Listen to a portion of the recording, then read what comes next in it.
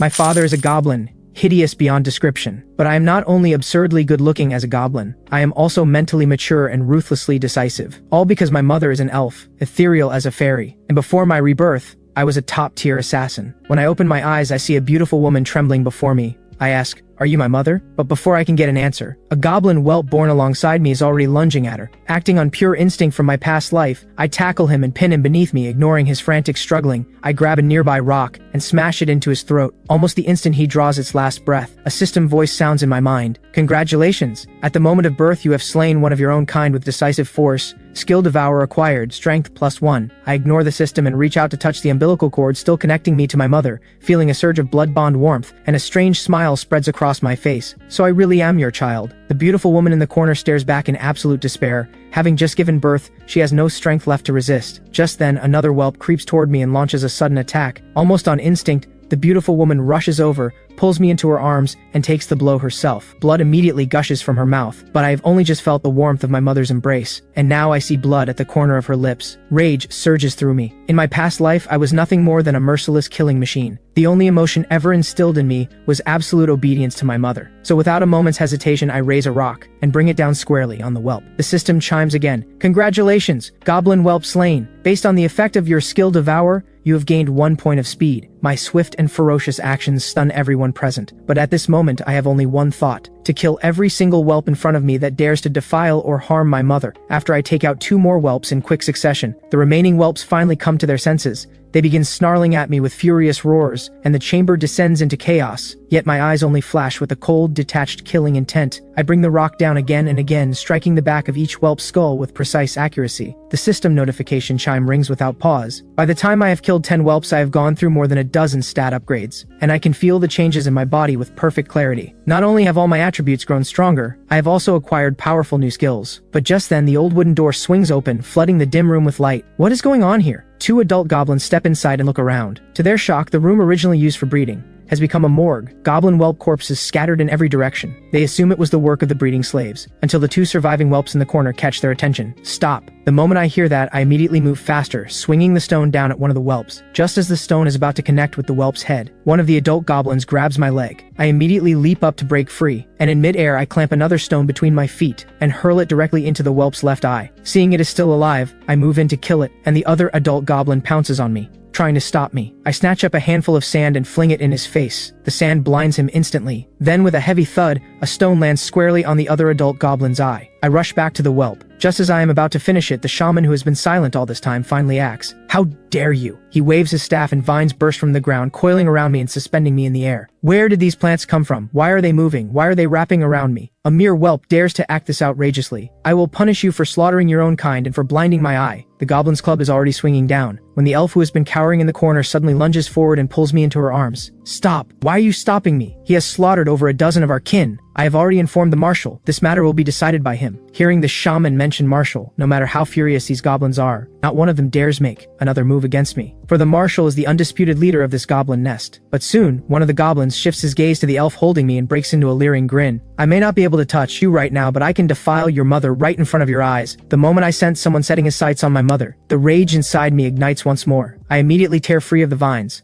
close in on the goblin, sidestep his attack in one fluid motion, and spin, wrenching his arm clean out of its socket. The goblin collapses to the ground, writhing in pain. "You cursed little whelp!" The other adult goblin can no longer stand by. He steps forward and raises a stone axe. Just as he brings it down, a low, authoritative voice brings him to a dead stop. "Enough! Marshal, you must stand up for us. He has slaughtered dozens of our kin from the moment it was born. He absolutely cannot be allowed to live. You were beaten to this state by a newborn whelp, and you still have the face to come and complain to me?" The marshal then turns to the shaman. "You speak." The shaman steps forward with a nod and recounts the full sequence of events. After hearing everything, the marshal's gaze falls on me, standing guard in front of the elf. A flicker of genuine shock passes through those sharp eyes, quickly concealed. "You are the one who killed all those whelps?" I hold my position firmly in front of my mother, saying nothing, not allowing myself to relax even slightly. I can sense it. This goblin before me is immensely powerful. He is so powerful that even I, at my peak in my past life, would have had to tread carefully. Seeing that I remain silent, the shaman steps forward. "Marshal, it is perfectly normal for a whelp to be unable to speak. He will not be capable of speech until he has left the infant stage and entered the growth stage. In that case,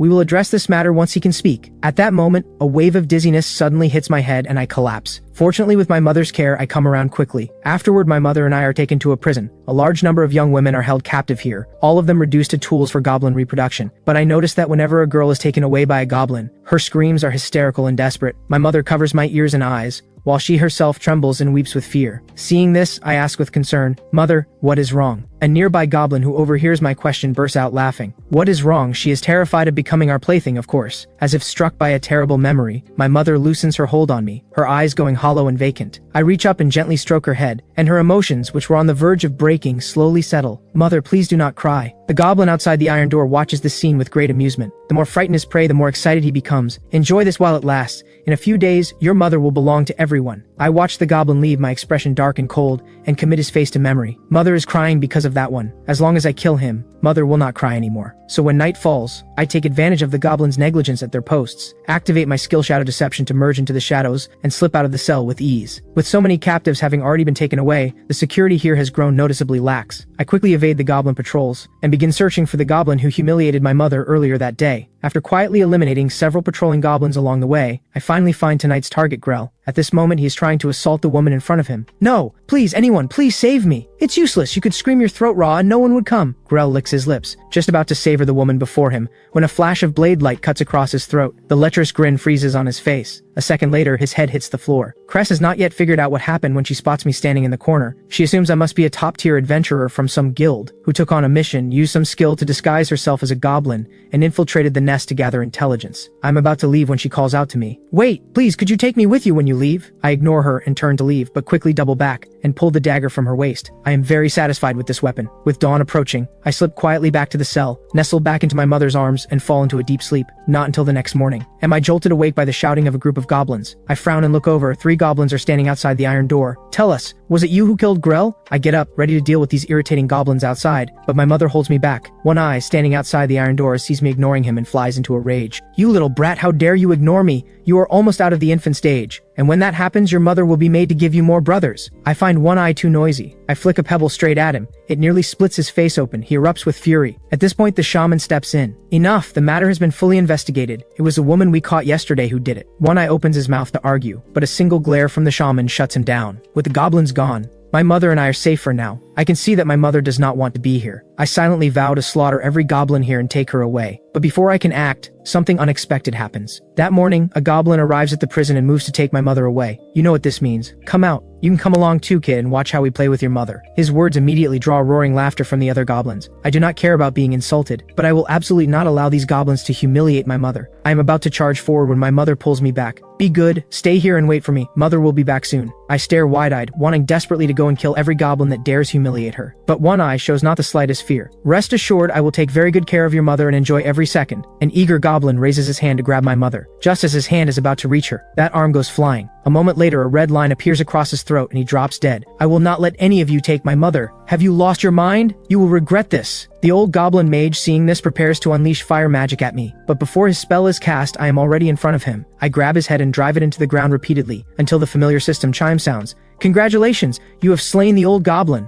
and acquired his skill, Fireball." At this sight, every goblin freezes in place, but One Eye suddenly puffs up with confidence, defying the marshal's orders, killing fellow goblins. "Get him! Take down this arrogant little wretch." One Eye is certain of victory, but I show not the slightest fear, vanishing into the shadows in an instant. The goblins search frantically, but find no trace of me whatsoever. Then a flash of silver cuts through the air, and a head goes sailing upward. After that, every time I appear, another goblin dies. Gradually, the remaining goblins no longer dare to advance. Then the system delivers a special notification. Your strength has reached the maximum limit for this stage. As I continue to cut down one goblin after another, my other attributes soon reach their limits as well, but I pay it no attention and fix my gaze on One Eye, preparing to settle accounts with him once and for all. One Eye breaks into a cold sweat and panic, and shoves the elf in front of him as a shield. "Mother, wait, it will all be over soon." "Child, stop." My mother moves to prevent me from going further. She knows that goblins are considered utterly loathsome by every other race. If she lets me keep killing, there may no longer be any place for me here at all. But I activate shadow deception and appear right in front of One Eye. I am just about to strike, when a dark figure suddenly appears,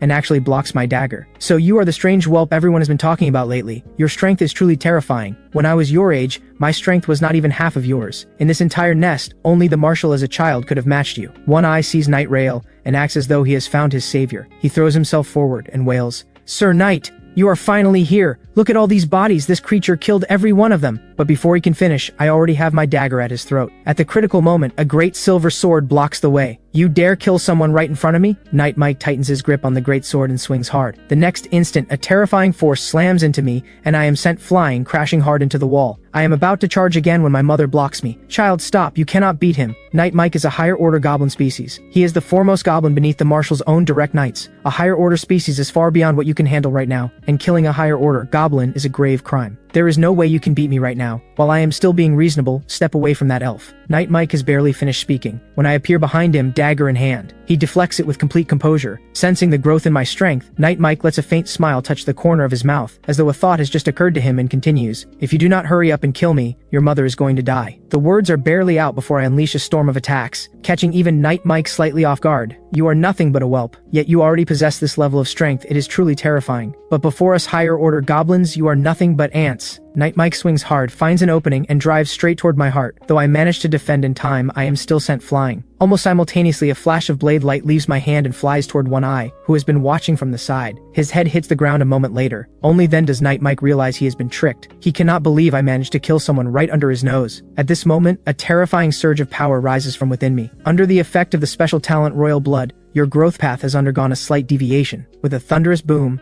and bolts of lightning coils around me like living serpents, radically altering my form. Not only do I shoot up 40 centimeters in an instant, my physique becomes more defined and upright, the bearing of a fully fledged, higher order goblin. "Kill that little wretch!" One goblin's cry stirs the others, and voices rise against me in condemnation. But Night Mike does not move. Instead, he raises a hand and silences their outcry. Impressive. This is clearly no ordinary lower order goblin. The words have barely landed when a figure materializes like a phantom out of nowhere. Under the stunned gazes of the surrounding goblins, I send Night Mike flying through the air, and he crashes hard into the wall. I move in to deliver the killing blow, going straight for his head, but just as my dagger is about to reach its mark, an invisible force suddenly surges forth, followed immediately by a voice of absolute authority. "What is going on here?" I look up to see a towering figure emerging from the depths of the nest. It is the Marshal himself, the undisputed powerhouse of this nest. "Marshal, you have no idea this vile whelp has killed so many of our kin. He is an absolute monster." The lower order goblins all clamor at once, hurling accusations, hoping to use the Marshal's authority to have me executed. But the Marshal simply waves his hand, signaling them to be silent. Almost at the same moment, I appear behind him. The instant I spot a slight opening in the Marshal's guard, I do not hesitate for a single moment. I strike. My blade slashes toward his throat, but the instant the blade is about to connect, an invisible force suddenly manifests, and the shockwave sends me tumbling backward through the air. Only now do the surrounding goblins snap to their senses. "How dare you try to assassinate the Marshal?" Their faces twist with fury as they close in and surround me, but the Marshal beside them calls a halt to the standoff and instructs the shaman at his side, "Take them away." The shaman leads the way for me, but I keep my guard up, shielding my mother behind me. "Do not worry, we will not lay a hand on you. Please follow me." Accompanied by my mother, I am moved from the 5th underground level to a cozy cave dwelling on the 2nd underground level. Before leaving, the shaman asks for my name. Without thinking, I blurt out, "Caven. From this point on, you have left the infant stage. From now on, you will go out and contribute to the nest. If you go out on patrol or hunting, you can bring back many good things for your mother." Not a single word of that lecture registers with me, but the moment I hear I can bring good things back for my mother, I am immediately interested. I ask with complete earnestness, "Really? Then I will join." Coaxed along by the shaman, I am assigned to a patrol unit, and the very next day I join the squad and head out. An old goblin points to a pile of worn and battered weapons, and shouts at the goblins before him, "Pick out whatever weapon you like and can use." Everyone rushes forward to pick the larger weapons, while I alone hold only a dagger in one hand, leaving the other completely empty. The old goblin warns me, "The humans out there are very cunning," but I simply reply, "This is enough." Before long, I follow the squad into a stretch of dense undergrowth. One of the goblins picks up a spyglass and fixes his gaze on a group of humans not far away. Before the fight has even started, he has already decided what to do with the spoils. "Remember, kill all the males, keep the females. We will finish them off after we are done with them." Tuck, noticing that I have not said a word, decides to vent some ill will at my expense on behalf of his good brothers, and deliberately brings up in front of me, "After we head back this time, how about we go and have some fun with that elf?" Hearing this, the other goblins break into leering grins. None of us even know where the elf is. Tuck then deliberately looks my way. "Isn't there an elf in your cave? Shouldn't you invite us to have some fun?" In an instant, every goblin turns to look at me with envious, hungry eyes, just as Tuck is expecting me to get angry and lash out, giving him the excuse he needs to take me down. What he never could have imagined is that I simply raise my blade and bring it down, cutting down a greedy goblin right in front of me. Tuck is secretly delighted. He immediately puts on an air of righteous indignation and points at me. "Killing your own kind is a grave crime. How could you do this?" I reply in a perfectly calm tone, "I am just sending you all down to find other elves." Tuck had not expected me to be so arrogant, completely disregarding him. Before he can even finish his threat, I move and drive a dagger straight into another goblin's heart. At this, he gives the order, and every goblin surges forward in response. But one comes, one dies. Two come, two fall. My movements are agile, my reactions swift, and soon the goblins are dropping one after another. Seeing this, Tuck finally feels fear. He drops to his knees and apologizes repeatedly, insisting that he knows he was wrong. After a long wait with no response from me, he thinks he has escaped with his life and begins plotting to go back and have the marshal settle the score with me. The next second, with a sharp pain, his entire body is cleaved in two. After killing a large number of goblins, I suddenly hear a rapid succession of footsteps approaching. I immediately realize it is a group of adventurers closing in. Before long, the adventurer squad arrives at my location. They all stare in surprise at me standing atop a pile of goblin corpses. What on earth happened here? What is there to be afraid? It is just a goblin no matter what. Look, those green ears on the goblin corpses are still intact. That is all money. As he says this, the man in the lead lunges at me with a greedy look on his face, intending to deliver a killing blow to me. But the instant the blade touches me, my entire body turns pitch black as ink, melting into the shadows of the forest. Before he can react, I am already behind him, dagger leveled at his throat. Suddenly a voice rings out behind me. Holy ward, fireball! A barrier envelops Kiro, and a wave of fire comes hurtling toward me. I plant my foot on Kiro's back, vault over the fireball, execute a backflip and land cleanly at a distance, putting space between myself and the group. Then I melt back into the shadows once more. The squad begins searching everywhere for any sign of me. The mage is preparing to cast a detection spell to locate me. I directly bring a single slash down on her, and she hits the ground a second later. Immediately after, the priest catches sight of a dark shadow closing in, and I cut her down with a single strike. With her dying breath, she screams to her companions, "Run!" The remaining adventurers had wanted to avenge their two fallen companions, but in the blink of an eye, their leader is already on the ground. The last remaining adventurer, seeing this, bolts desperately toward the edge of the forest, but I do not let him go. A precise slash cuts across his throat. The familiar system voice then sounds, "Congratulations, you have slain a human, constitution enhanced." I look at the bodies on the ground and feel nothing, not a single ripple in my heart. After searching the bodies for spoils, I prepare to take everything back for my mother. I soon arrive back at the goblin nest, seeing me return alone, hauling a large sack. The other goblins give me strange looks, assuming I must have been driven out by my squad mates. At this point, a goblin deliberately walks toward me with a female slave in tow, as if to bump into me. Under normal circumstances, I would have killed him on the spot, but my hands are full, so I ignore the jeering goblins and walk straight past. Just as I am about to enter the nest, Warden Dong calls out to me, "Hey, you there, that goblin?" I originally intend to play dumb and pretend I did not hear, but the guard goblin at the entrance stops me and points it out, and I have no choice but to turn around with a frown. Warden Dong has already jogged up in front of me. "I was calling out to you just now. Why did you not stop?" "You were calling me? I did not hear any goblin call my name." Warden Dong shakes with anger. Just as he is about to raise his staff, he senses a terrifying aura and feels that if he moves so much as an inch, his head will leave his shoulders. On top of that, he faintly senses a suppressive pressure from me, the kind that comes from a higher order goblin. Seeing that Warden Dong has gone completely silent, I lose patience. If there is nothing else, I will be going. "Wait! A portion of those spoils must be handed over." Warden Dong points at the bag on my back. I frown at that and tighten my grip. "This is mine." "What do you mean yours? Spoils belong to the nest, to the squad. How could they possibly belong to a single goblin?" The surrounding goblins all start jeering. Warden Dong draws a deep breath and issues a warning. "You should know, every goblin here must hand over half of whatever they bring back. No exceptions. And another thing, where are the goblins who went out with you? They are all dead." The Warden Dong, who had been so imperious just moments ago, goes rigid at the words. The other goblins all turn to look at me, who is completely unharmed in bewilderment. If the squad had been wiped out by some powerful enemy, that would make sense. But why did only I come back? Warden Dong then ventures cautiously, "How did they die? And how did you survive?" "I am stronger than they were. Would you like to find out for yourself?" Catching the implication behind my words, Warden Dong trembles with rage and immediately starts ranting, "You're too arrogant. I'm going straight to the marshal to have you charged. You must have collaborated with the humans. How else would only you make it back alive?" I have no patience for going back and forth with them and turn to leave, but Warden Dong signals his men to block my way. "You stay right here or come with me to see the marshal." At that, I place my hand on my dagger, ready to act at any moment. After all, I have already let him go twice. This goblin has blocked my path one too many times. I have had enough. I draw the dagger and shout, "Then you can die." Watching me advance step by step, Warden Dong panics and immediately shouts at the lower order goblins behind him, "Take him down." The goblins snap to attention and move to surround me. I draw my dagger and face them head on. Suddenly a sharp voice cuts through the air. "Everyone stop! Leave this to me!" Before Warden Dong can say a word, the shaman cuts him off and turns to me. "All right, you may go." Without asking any questions, I nod. Then I pick up my bundle and leave in good spirits. Back in the dim, damp room on the second underground level, my mother stares at the bloodstained bag in my hands. She is stunned and asks with a slight tremble, "You killed someone?" I nod without hesitation. "Yes, I did. I killed a lot of people. Am I impressive?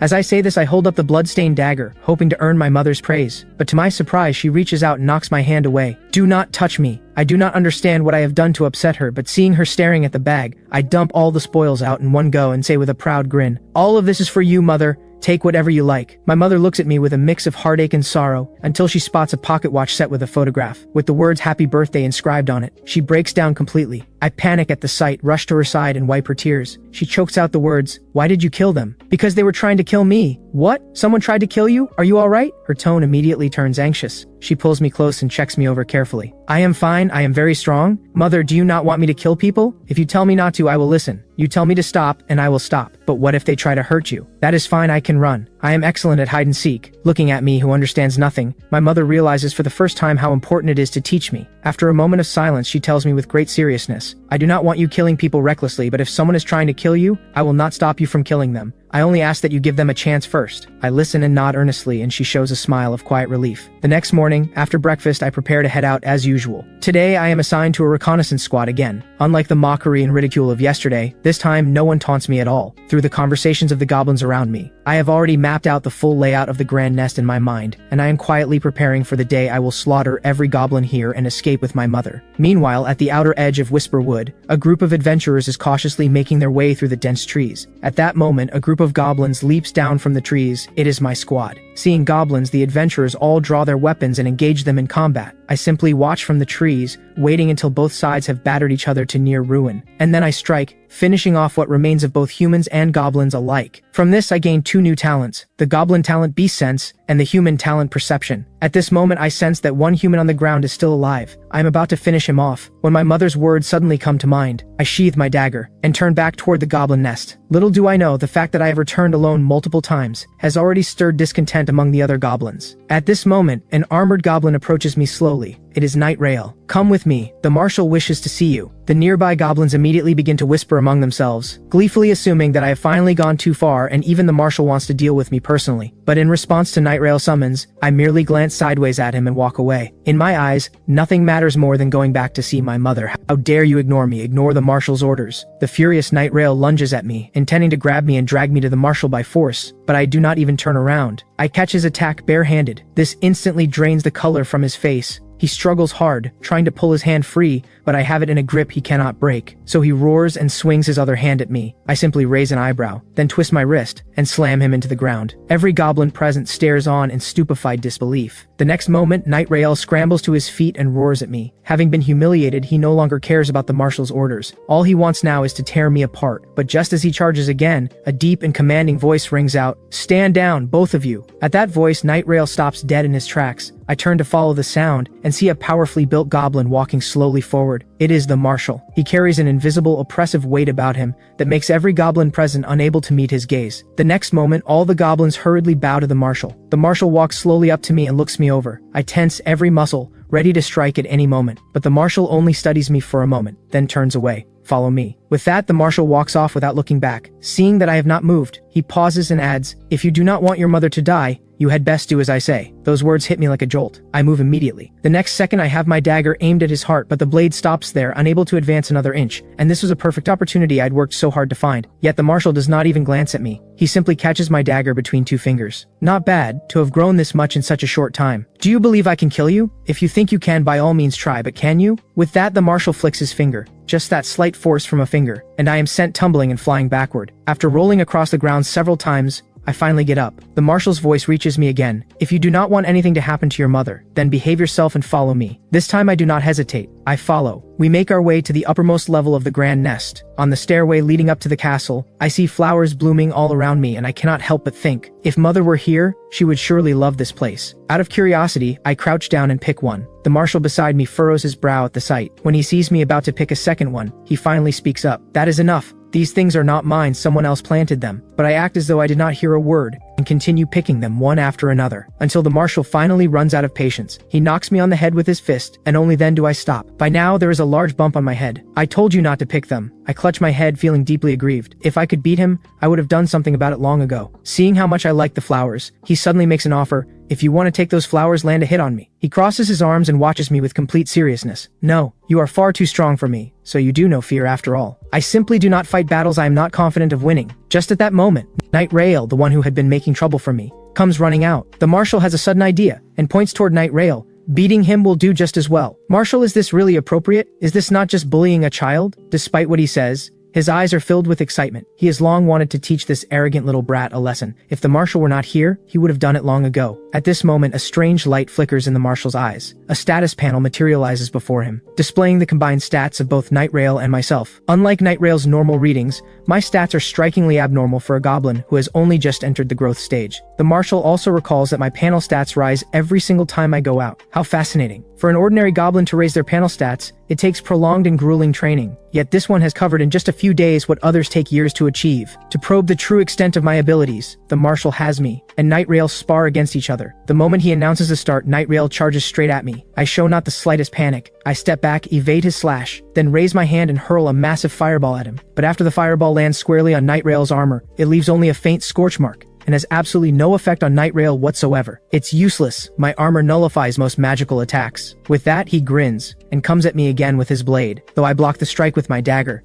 the sheer force behind it sends me flying anyway. While I'm still in the air, Knight Rail leaps up, aiming to finish me off right then and there. But the next second, a fireball slams him head on. The fireball does him no real harm, but he senses a trace of genuine danger and instantly halts his attack, twisting his body to the side. In doing so, he just barely dodges the dagger that was flying in behind the fireball. At this moment, he feels a chill run through him. If he had not moved when he did, he would have been killed on the spot. That was just me being careless. It will not happen again. But before his words have even landed, he finds that I have vanished. He is instantly alarmed and begins scanning everywhere for any sign of me. The Marshal beside them narrows his eyes. He can see it clearly that I am using blind spots in the field of vision to move quickly and thereby conceal my position. This is not a technique that can be mastered overnight, yet I have only just been born. This defies all logic, and the Marshal's brow furrows deeply. No matter how he thinks about it, he cannot figure out why. Meanwhile, the fight continues. Knight Rail can sense the danger but cannot locate me, and it is pushing him to the edge. He roars in fury, "What kind of skill is hiding? If you have any guts, come out and fight me face to face." The next moment, I appear right behind him. By the time he senses me, it is already too late. Just as the dagger is about to plunge into his body, the Marshal intervenes. He appears in front of me in an instant and effortlessly deflects my strike with one hand. "Alright, that is enough." Knight Rail roars at me in fury. "Just you wait, I will make you pay for this." I ignore his ranting and turn to the Marshal. He is not dead yet. Seeing that I genuinely want to kill him, Knight Rail flies into a rage and is about to start cursing, when he finds that I have vanished again. The next second, I appear behind him and leave a shallow cut across his neck. Knight Rail, feeling utterly humiliated, screams that he will kill me, but the Marshal shouts him down and orders him to stand down. Knight Rail dares not defy the Marshal's word. He withdraws, shooting me a vicious glare as he goes. He does not notice that the blood seeping from his throat seems to carry something mixed within it. Once he is gone, the Marshal slowly speaks. "Why did you not stop? Were you trying to kill him? Why should I stop? What is wrong with killing him? Is a match not decided when one side is dead? Is that your way of survival? What is a way of survival? All I know is, if you want to live, you kill everything that threatens you." Hearing words so unfitting for my age, the Marshal lets out a long, heavy sigh. He then waves his hand. "You can go. Take those flowers you picked with you. From now on, you are to come here every day.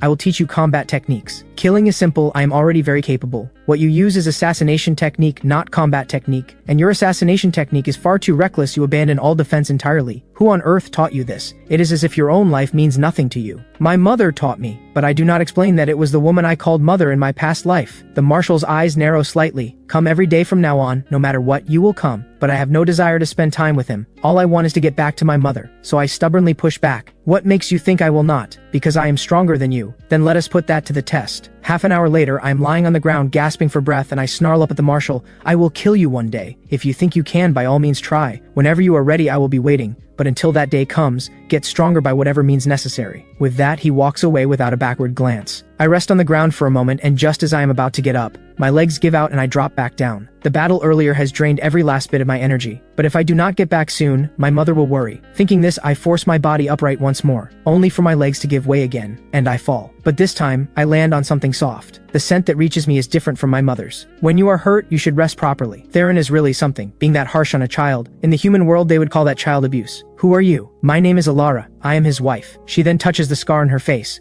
"I am sorry, am I very ugly? Did it frighten you?" "You are not ugly. something suddenly comes to mind. I struggle out of her arms and get up. I need to go. My mother is waiting for me. You cannot. You are still injured. Let me tend to your wounds first, then you can go, okay? I hesitate for a moment, then decide to trust her. She takes out some medicine from her ring. I sniff it, not poison. For some reason I cannot explain, I feel a strange sense of familiarity toward this woman I have only just met. As Alara treats my wounds, she tells me, healing magic works by using life force to accelerate cellular regeneration. Every form of magic carries a cost. Using healing magic in the middle of combat is a last resort. But after a battle, if there is time and the injuries are not severe, it is better to use medicine as a supplement and let your body heal on its own. I nod blankly, only half understanding, which draws a laugh from Alara. By the time I leave the castle, it is already deep into the night. As I pass the entrance to the nest on my way down, Warden Dong suddenly calls out to me. Your things are still here. If you do not want them, I am throwing them out. Inside is the loot I collected today, so I pick up the bundle and head off to trade with other goblins. Just as I am about to enter the nest, a Tornier goblin who has been lurking in the shadows, Baya, suddenly runs out, trying to catch up with me, but a patrolling goblin blocks his way. Just where did you come from? But he apparently cannot speak yet, and simply struggles to get past and follow me. I sensed his presence long ago, but I pay him no mind. I go about my business exchanging a few goblin shell coins and buying some fruit and food to bring back for my mother. I even come across a few cups of instant noodles. Since the goblins have no idea what they are, the price is quite cheap. I take several without hesitation. Paying no attention to the little goblin being held up by the patrol behind me, I head straight to the cave on the second level. I push open the door, catch the familiar scent, and call out,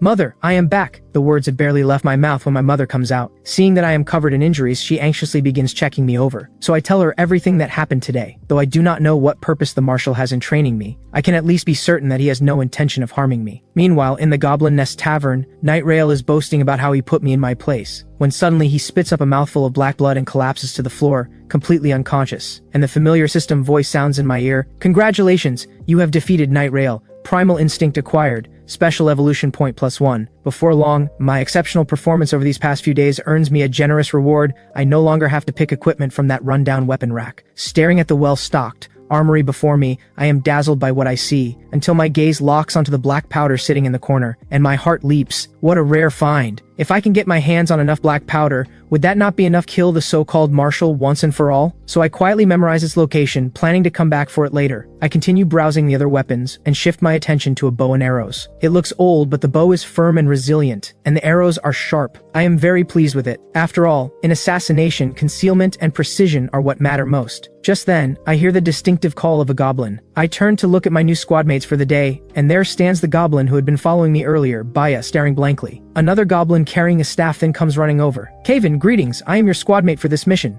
My name is Shai." With that, he extends his hand, but I merely glance at it briefly, and shift my gaze to Warden Dong, who is slowly making his way over. "Alright, once you have your weapons, follow me. This time I, a higher order goblin, will be leading you, and I am your squad leader. My name is Warden Dong. You should consider yourselves fortunate. Today I will show you something worthwhile. We are heading to the Goblin Forge." But before he can finish, a massive goblin cuts him off. "I just want to kill things." Warden Dong looks at this hulking brute and lets out a light scoff. "What a shame, killing is not part of this mission. If you refuse to follow orders, you are free to leave." Hearing this, the big goblin does not hesitate and immediately turns to leave, only to be stopped cold by Warden Dong's next words. "If you won't follow my order, then you can leave the Grand Nest. This is the Marshal's wishes." Under normal circumstances, Warden Dong would not bother with lower order goblins like these, but given that these are the Marshal's orders, he has no choice but to comply. Afterward, everyone follows Warden Dong to a mid-sized goblin nest quite different from the Grand Nest. The moment they step inside, a wave of heat hits them head on. Then they see a goblin actually at work forging metal. This is the Goblin Forge, the facility responsible for weapon production, where nearly all goblin weapons are made. But my gaze drifts to a group of women who have just been brought in as captives. One of them looks very familiar. The big goblin in the squad sees this and falls into thought. Why are we wasting precious resources on something that seems so pointless? Would it not be faster and easier to just raid the adventurers for their weapons? Our Grand Nest already have so many weapons taken from adventurers.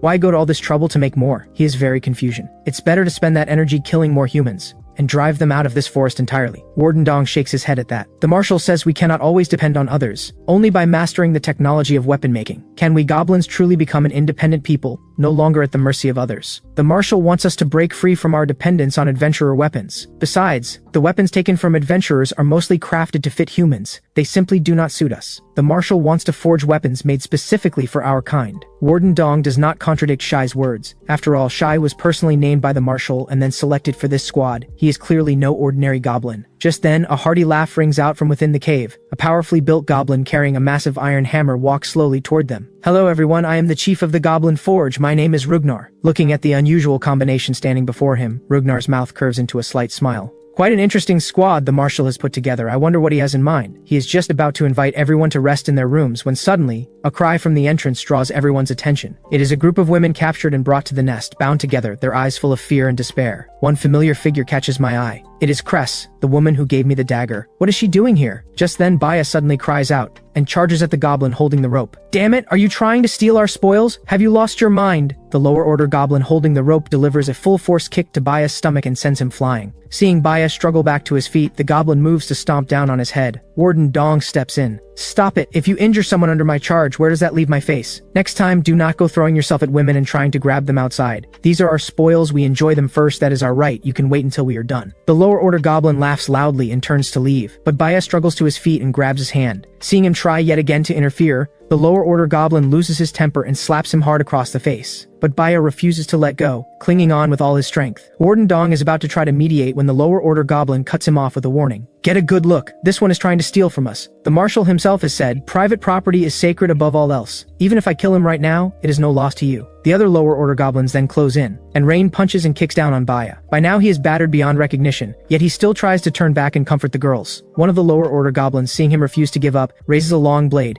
and just as it is about to fall, Baya actually lets out a faint smile of relief. But the expected slash never comes. A strong hand interposes itself. Little brat, you may be weak, but you have a rare kind of courage. And you, what a fool, raising a blade against your own kind. With that kind of spirit, you would be better off killing more humans. And who are you to lecture me? Brothers, get him. The lower order goblin roars and charges at Shy, but Shy throws a casual punch, and the goblin is sent flying, crashing hard to the ground. The other goblins watching this all swallow hard. You cannot do this. That brat broke the rules. He tried to take what is ours. So what? Just give him one of the women. You have plenty. The lower order goblins want to argue further, but one fierce glare from Shy shuts them all up. In the end, they are given a girl of around 13 or 14 years old. But just as those lower order goblins are about to leave, the apprentice of Rugnar, who has been silent until now, Anvil, speaks up. Can you not count how many of us there are? One woman is nowhere near enough. The lower order goblins dare not argue with Anvil and leave behind 4 more women. Baya, still lying on the ground, cannot stop the tears from falling. Just then, a timid voice breaks through his thoughts. The girl who was just handed over has come to his side, trying to comfort him. Baya struggles to stand, but his legs immediately give out, and Shy catches him just in time. Baya lets out a quiet breath of relief. It seems there are good goblins and bad ones after all. Then his gaze falls on the woman standing beside Shy. What? One is not enough. Do you want this one too? Baya stares blankly for a few seconds. Then, without warning, Shy raises his blade and cuts the woman down. Baya's eyes go wide at the sight, filled with horror and fury, but Shy seems entirely unbothered, muttering with a look of disgust. How disgusting. I have no idea why those goblins bother capturing humans. They should just kill them all. Kill every last human who dares set foot in goblin territory. Would you not agree? As he says this, Shy reaches out to put a hand on Baya's shoulder,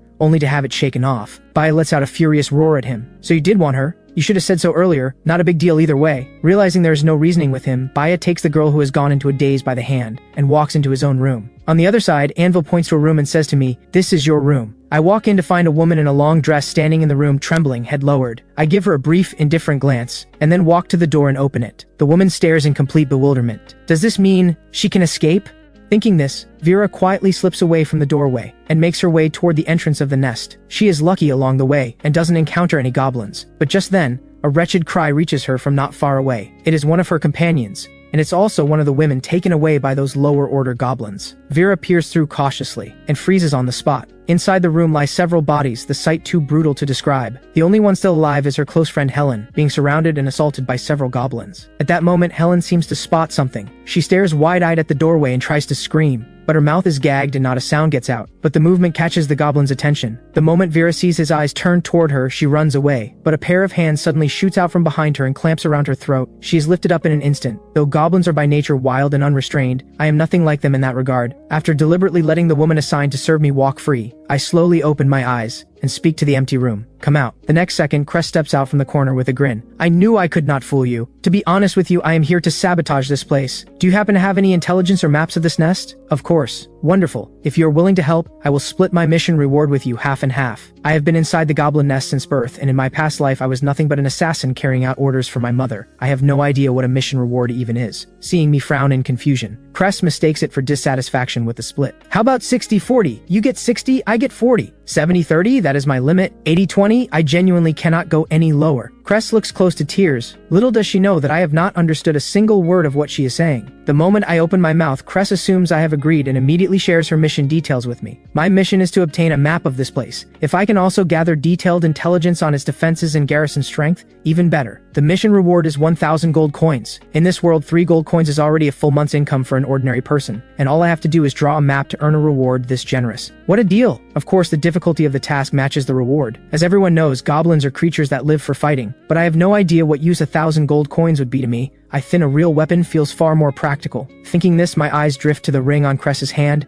I can feel a faint, mysterious energy emanating from it, similar to the mysterious force within my own body. Noticing my gaze, Cress immediately closes her hand around the ring. Absolutely not. This is a very precious storage ring. It can hold up to 3 cubic meters of items. On the outside market, it is worth thousands of gold coins. I stare at her in silence, my gaze alone putting enormous pressure on Cress. She is terrified that if I get angry, I will simply kill her. In the end, she has no choice but to take it off and hand it over. I take the ring and examine it curiously. As I channel magic into it, the ring allows items to be stored and retrieved at will. I am thoroughly absorbed in playing with it. Just then, there is a knock at the door. Cress and I exchange a glance, and she immediately activates her skill, vanishing from sight. Kaven, are you asleep? I grip my dagger and open the door. Standing outside are Anvil and Vera. Anvil shoves Vera forward. I caught your slave and brought her back. I state directly that I have no slave. Anvil narrows his eyes. So you really did drive her out? I never expected to find a goblin with no interest in women. Just as I am about to close the door, I feel a hand grab my wrist. I look up to see Vera's face streaked with tears. No, please, save me. She weeps. She knows full well what awaits her if Anvil takes her back. In the face of her plea, I pull my hand free without reaction. Seeing this, she cries out desperately, I will do anything you ask, anything. I refuse without hesitation, no. Vera loses all will to survive. As she is taken away, she murmurs through her tears. If only I had never taken that elf's mission. The word elf catches my attention. I hesitate for a second, then quickly say to Anvil, wait, I will take her. Before Anvil can even react, I pull Vera into the room. Anvil opens his mouth to say something, then shakes his head helplessly and turns to leave. Vera, having narrowly escaped her fate, stares at me in complete bewilderment, entirely unable to comprehend why I suddenly changed my mind. Seeing me staring at her, she slowly begins to remove her clothes. It is my first time, so please be gentle. I stare at her in confusion. I only brought her in because she mentioned an elf, and my mother happens to be one. Just as Vera is down to her undergarments, Cress, hiding in the shadows, can no longer hold herself back. She covers her eyes, flushed with embarrassment, and kindly warns, hold on, if you two are going to do that, at least wait until I leave. With that, Cress activates her concealment skill and vanishes. I then slowly speak up. You mentioned earlier that you took a mission from an elf. What was that about? Vera's eyes go wide with realization. She understands now that this was why I kept her. She quickly tells me everything. The reason I entered this forest was a mission posted by a party made up entirely of elves. The objective was to locate an elf by the name of Venora. You are certain that is the name? Vera nods vigorously. I give her a brief look. You can stay here, no goblin should come in. With that, I leave the room, thinking, are those elves looking for Mother? Are they her companions? If I tell her, she will surely be overjoyed. The moment I step out of the cave, I run into the lower order goblins who clashed with Baya earlier in the day. Bryn, the one leading them, spots me and speaks first. Well, our honored guest, going out so late, where are you headed? He walks toward me with a smile and reaches out to clap me on the shoulder, which I sidestep. His brow furrows at that. He feels slighted. His fists tighten, but he forces the anger down and extends an invitation. Where are you going? We are planning to go hunting outside. Do you want to come along? I am really strong, you know. As he says this, the shadow beneath him begins to distort, and then it rises up from the ground and stands upright. He shows it off with a smug grin. Pretty impressive, right? My shadow can lurk inside other shadows. Little does he know, his showing off is about to cost him his life. I glance at Bryn, then at the lower order goblins behind him and make my assessment. Killing them all would be a waste of time. So I ignore Bryn entirely and walk away. Bryn glares at my back, then scrambles to catch up in an almost fawning manner. Wait up, why not come together? There are quite a few adventurers out there right now. I pay no attention to this either, and simply let them follow. After all, they can always serve as a human shield. Bryn chatters incessantly the entire way. Only once we are a good distance from the nest does he finally reveal his true purpose. Seeing that the timing and location are right, Bryn exchanges a look with the lower order goblins beside him, and seizes the moment. Let this little brat who dared take our women learn what we are made of. The next second, the goblins around me erupt and lunge at me. What they do not know is that I've been watching their every move the whole way. In a single instant, I drop the goblins in front of me, and close in on Bryn. Bryn's face drains of color. He had not expected me to be this ferocious. He misjudged, but he still has a card to play. You are not nearly ready to kill me. Bryn's shadow, which had secretly embedded itself in mine, suddenly materializes behind me, a pitch-black blade already leveled at my throat. At this range, even a higher-order goblin in the growth stage could not evade it. But the instant the blade falls, my body turns pitch black as ink, dissolving into shadow, and the blade passes straight through my shadow. Bryn is stunned, but wastes no time. He immediately summons his shadow to materialize in front of him as a shield. But it is too late. I step right past his shadow and appear in front of him, dagger at his throat. A few seconds later, the system chimes, "Congratulations, you have slain Bryn. Skill shadow split acquired. Strength plus 1 point. With Bryn's death, the other goblins finally snap to their senses. Bach cannot believe I killed Bryn, and in an instant at that, they resort to the offensive first. You are despicable. You attacked your own kind, everyone charge. I faced the charging goblins without so much as a change in expression. The skill is already mine. I have no reason to keep playing with them. Just then, voices of adventurers ring out from nearby. Goblins here! I decide to leave at once. The next day, I head back into the forest with a group of lower order goblins for another hunt. Suddenly, I spot a party of adventurers charging toward us. At the sight of them, I immediately leave the area. The lower order goblins next to me curse me as a coward, calling me pathetic for running the moment I see humans. Then they charge at the humans, and a fierce battle breaks out between the two sides. The goblins hold out stubbornly, using their numerical advantage to keep fighting. The archer Iran sees me flee and immediately gives chase. Seeing that she is alone and pursuing me, I deliberately slow down and lead her deep into the dense forest. Come out, stay still and let me kill you. You want to kill me? I appear suddenly behind her and she startles. She stares at me in shock. This goblin can speak the human tongue. Is it a higher order species? But it does not carry the aura of a higher order species. Is it some kind of special individual? Composing herself, Erin answers with forced calm. Of course, slaying monsters is what we adventurers do. I say nothing and simply hold her gaze. It unnerves her enough that she takes an involuntary step back. But then, unexpectedly, I speak. I see no killing intent in your eyes, so I will not kill you. With that, I turn and walk away, leaving Aran standing there in a daze. I return to the main goblin group. By now, most of the adventurers and lower order goblins are wounded and on the ground. Only a warrior named Dale, wielding a great sword, and one goblin are still standing. The goblin lets out a roar, arcs of lightning crackling across its palm. But just as Dale and the goblin are both about to strike, an arrow splits the air and finds the goblin's heart with perfect precision. Dale is visibly stunned, and the familiar system voice already sounds in my ear. Congratulations, you have slain the goblin and acquired its skill, Lightning Strike. Just as I stow my bow and prepare to leave, a furious shout erupts from behind me. Found you! A sharp blade cuts through the air toward me. I dodge in a flash, leap down from the tree and quickly reposition, but I immediately sense a powerful killing intent locking onto me. My eyes sharpen, and I move, and collide head-on with the charging figure. Dale is sent flying backward by my strike, slamming hard into a tree trunk. He stares at me in disbelief, and realizes there is something genuinely different about me. Though I have the distinctive pointed ears, my face is strikingly similar to a human's. After witnessing the extraordinary power I have shown, the rest of his party calls out for him to run, but Dale struggles to his feet, his eyes steady and resolute. I will not abandon my teammates. With that, he raises his sword and charges at me again. I simply raise my hand slowly and catch his blade between my fingers with ease. How is this possible? I see killing intent in his eyes, which means there is no reason to hold back. So I raise my foot and drive it into his abdomen, sending him flying instantly. He spits out a mouthful of blood and collapses completely. I watch him lying there barely alive and feel the urge to finish him rising inside me, but my mother's words suddenly echo through my mind. Just then, Dale suddenly shouts, "You wicked goblins, just you wait. The Adventurers Guild has already taken notice of you. We will wipe every last one of you out." At those words, the dagger in my hand gives the faintest tremor. I look up at Dale and ask, "You intend to kill all the goblins?" "That is right, and we will free every innocent captive being held here. In that case, you had best work hard at it. If you fail to do what you just said, I will come back and kill you." With that, I sheathe my dagger and turn to leave. Dale stares after me, mouth agape. He never expected to be spared at the very brink of death. He shouts at my retreating figure in bewilderment. "What exactly are you trying to do? Do you pity me? I am telling you, I will kill every last one of you damned goblins. You had all better be careful. There is someone among us goblins who is very powerful." With that, I vanish completely from sight. Dale stands rooted to the spot, staring at where I disappeared, lost in thought. Something is off about that goblin. Was it provoking us? Damn it! He seethes with indignation, never imagining that one day he would be spared by a lower order goblin. It is an utter humiliation for him. He swears he will have his revenge. Meanwhile, on my way back to the nest, I come across a dying goblin knight. I immediately sense something is wrong. I have fought goblin knights before and I was no match for one. So what kind of enemy could have brought one to this state? I scan the surroundings. There are no signs of a battle anywhere, which means the goblin knight fled here from somewhere else. I am just about to leave when the goblin knight on the ground suddenly grabs my ankle. "They are all dead. Please, you must bring this to the marshal." I take the crystal clutched in the goblin's hand with curiosity. At that very moment, an arrow splits the air toward me. Fortunately, I am agile enough to leap clear in time. Not far away, Elfman watches this and furrows his brow. That goblin actually got away, and that one carries a strangely familiar presence. I sprint the whole way back and finally reach the goblin nest. Just as I am about to enter, something stirs in me and I glance back at the dark forest. I frown involuntarily. Was that my imagination? I think no more of it and head into the grand nest. But the moment I reach the entrance to the second underground level, a massive figure blocks my path. "Move!" The marshal raises an eyebrow.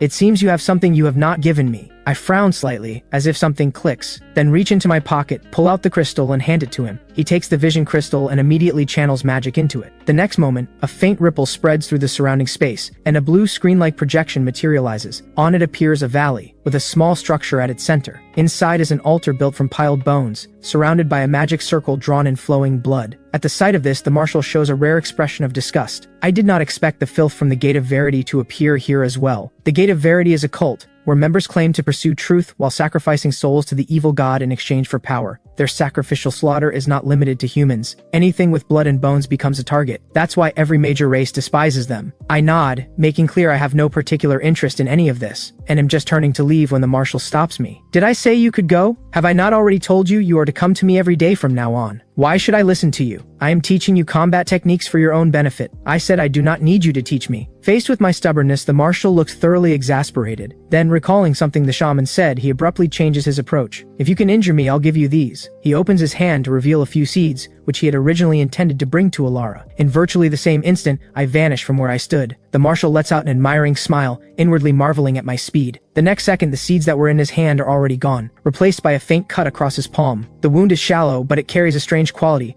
as though some force is quietly stirring within it. The marshal looks down at the mark on his hand, and a smile tugs at the corner of his mouth, growing again, and that talent truly worthy of the one chosen by the king. He murmurs to himself, a firm resolve burning in his eyes. But then, without warning, he spits up blood. His face turns deathly pale in an instant and his body sways. He wipes the blood from the corner of his mouth, a trace of cold resolve flashing through his eyes. He knows he cannot fall here. There are still far more important things he must do. Meanwhile, on my end, I have apparently succeeded in taking the seeds he held. But not long after leaving, I spit up a mouthful of blood and slump weakly against the wall. I open my palm and look at the 3 faintly glowing seeds, and a faint smile crosses my face. Mother, you are going to be so happy. After a brief rest, I get ready to head back to the nest. But the moment I stand, my body pitches forward against my will, and I fall into a gentle embrace. I look up. It is Alara again. Oh, what has happened to you now? Alara gently steadies me. I struggle to get up, but she holds me firmly in place, her ample figure nearly suffocating me in the process. Fortunately, she notices in time and props me up against the wall to rest, then asks with concern, "Are you alright?" I manage a weak smile. I am fine.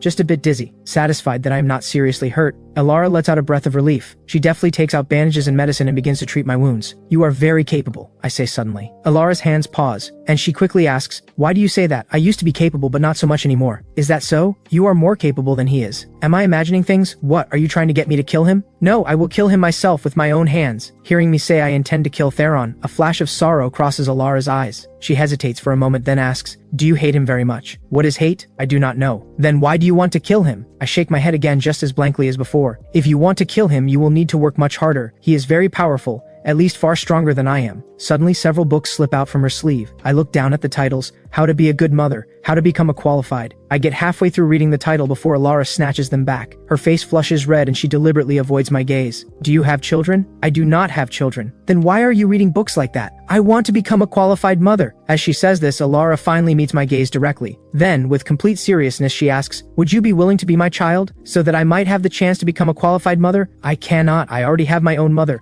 If you want a child, you should have one of your own." Rejected, Alara lowers her head in dejection. She seems to be carrying something she cannot bring herself to say. I check my recovered body, immediately stand up, bounce on my feet a couple of times, all good. Then I take my leave of Alara. "Then I will be going." Alara watches me with gentle eyes and nods. Watching my retreating figure, something complicated stirs in her eyes. Her hand drifts involuntarily to her abdomen, and her expression darkens. "I will never forgive those who took from me the chance to become a mother." On my end, I return to the nest and have barely opened the door when a figure launches itself at me. I react instantly. Just as I am about to raise my dagger, the familiar scent makes me drop my guard in an instant. "Kaven, you are finally back. Let me take a look at you. You are hurt? What happened?" I recount the sparring session with the marshal. This only reinforces Venora's belief that the marshal is grooming her child as a future successor. "This is a good thing for you. After all, in this world, strength is everything." I suddenly remember the gift I prepared for Mother, and pull a few seeds from my pocket and hand them to her. "Are these star lotus seeds?" Mother is surprised. "How did you get your hands on seeds this rare?" But I know nothing about this flower, and just look at her with a puzzled expression. "The star lotus is a beautiful flower. Legend says it carries traces of fortune within its petals. It is a flower blessed by the goddess of luck. Would you like to see it bloom?" "Yes, but growing them takes a long time." "It will not take long at all. Just leave it to the sprites." Venora presses the seeds into the soil, then closes her eyes and places her hands over her chest as though in prayer. "Sprites, please hear my request. Let the life sleeping beneath the soil awaken and grow." As her chant fades, the dim room suddenly brightens, and specks of starlight converge from every direction, swirling around her. Before long, the seeds just pressed into the earth begin to sprout, putting out tender green leaves. Then one by one, tiny buds emerge from among the leaves. Finally, through the sprite's efforts, beautiful star lotus flowers bloom one after another, filling the dim cave with their radiance. At the sight of this miracle, I cry out in delight. "Well, are they beautiful?" "They are. Mother, you are amazing. So Kaven, would you like to learn?" Yes, but can I actually learn it? You carry my bloodline, of course you can, Kaven. What I will teach you is not magic, it is elven arts, a special technique that only certain elves can use. Venora watches the specks of starlight beginning to drift around me, and covers her mouth in surprise. She never expected the sprites to take to her child like this, even though he is a goblin. I exclaim excitedly, I'm just like mother now. Venora strokes my head, her expression warm with pride. My child, you truly has a gift. I lose myself in the long mist warmth of my mother's gentle touch, a sense of peace and happiness rising inside me that I cannot put into words. But the quiet does not last long. A strange presence seeps in without warning. I detect the change immediately, and in a flash I draw the blade at my waist and hurl it into the darkened corner. A dark figure darts out from the shadows. Oh my, is this how you welcome guests? As the voice sounds, an alluring silhouette steps slowly out of the darkness. She is dressed in a black gown that hugs her slender waist, long dark hair falling loose around her, a thin veil across her face, leaving only her bewitching eyes exposed, eyes that seem to see through everything. You are of the demon race? What a surprise, a pure-blooded elf in a place like this. I've seen it all, but a pure-blooded elf getting captured? That's a first. If those self-important elven nobles were to find out, I wonder what they would have to say. What are you doing here? Before Malika can answer, I have already flashed to her back. Just as I bring my dagger down, her long scythe is already there to block it. Then a terrifying force slams through the weapon and sends me flying. She is clearly no opponent I can handle. Under normal circumstances, I would flee without hesitation. But right now my mother is behind me, and I must protect her. So I step forward. Impressive. You cannot beat me, yet you still advance. Let me test what you are made of. Malika swings her scythe down at me. The force behind the blow is enough to kill me. Suddenly Venora cries out, do not harm my child. The next second, faint points of light appear around her body. Countless green vines burst from the ground as though alive, spreading rapidly and coiling tight around Malika's hands and feet. Malika sees this and swings her scythe, severing the vines with ease. But the vines do not die. They rapidly repair themselves at the cuts and grow even thicker than before. Malika's expression turns serious at the sight. Elven arts? But so what? With a thunderous boom, an enormous surge of magic erupts from within Malika. With a single swing of her scythe, the thick vines are torn apart. But I have already grabbed my mother and run. Let go of me, you will be caught if you carry me. No. If we go together. Facing the succubus Malika who has suddenly appeared before us. I shield my mother behind me, eyes filled with wariness. But Malika only laughs mockingly. You are quite a strange goblin. Goblins do not have a concept of mothers, so why are you protecting this so-called mother of yours? She gives me a meaningful smile and deliberately flutters her eyes at me in full view of my mother. But I am not charmed. I slowly set my mother down and take a fighting stance. I close in on Malika without a sound and strike for her throat. But a scythe materializes from nowhere and blocks it. The shockwave sends me flying, and I am about to slam into the hard wall, when a melodious song suddenly sounds. Something miraculous happens. A giant dandelion sprouts from the ground, catches me, and gently sets me down. It is useless. Is this truly the best you can do? Malika laughs with smug satisfaction. But in the moment of her complacency, a gush of blood suddenly erupts from her. A pitch-black shadow is standing behind her, holding my dropped dagger. At some point it had driven the blade clean through her body. No trace of magic or no incantation. Is this a skill? Interesting. But you have made me angry, Malika murmurs to herself, and then an overwhelming surge of magic unlike anything before erupts violently from within her. Her body begins to undergo a strange transformation. The wound closes at a visible rate. She slowly raises her hand and an even more terrifying force begins to gather in her palm. Before absolute power, all technique and cunning are meaningless, so die. Malika hurls a fireball at me. I have no time to escape. My mother pulls me tightly into her arms and summons countless vines from the ground to form a protective barrier around us. But against the fireball, the vines are like moths to a flame. They ignite almost instantly. Dead just like that? How dull. Wait, something is wrong. Malika senses something amiss. Row upon row of goblin knights have placed themselves between Malika and me, using their own bodies to absorb the terrifying magical assault. At their head is Knight Mok. Before you come to kill our goblin, did you think to ask us first? You think you can stop me? We will not only stop you, we will kill you. The goblins fix their eyes on Malika with savage intent. With what you have, you think that is possible? She slowly raises her hand and a powerful surge of magic erupts from her. Goddess of war and flame,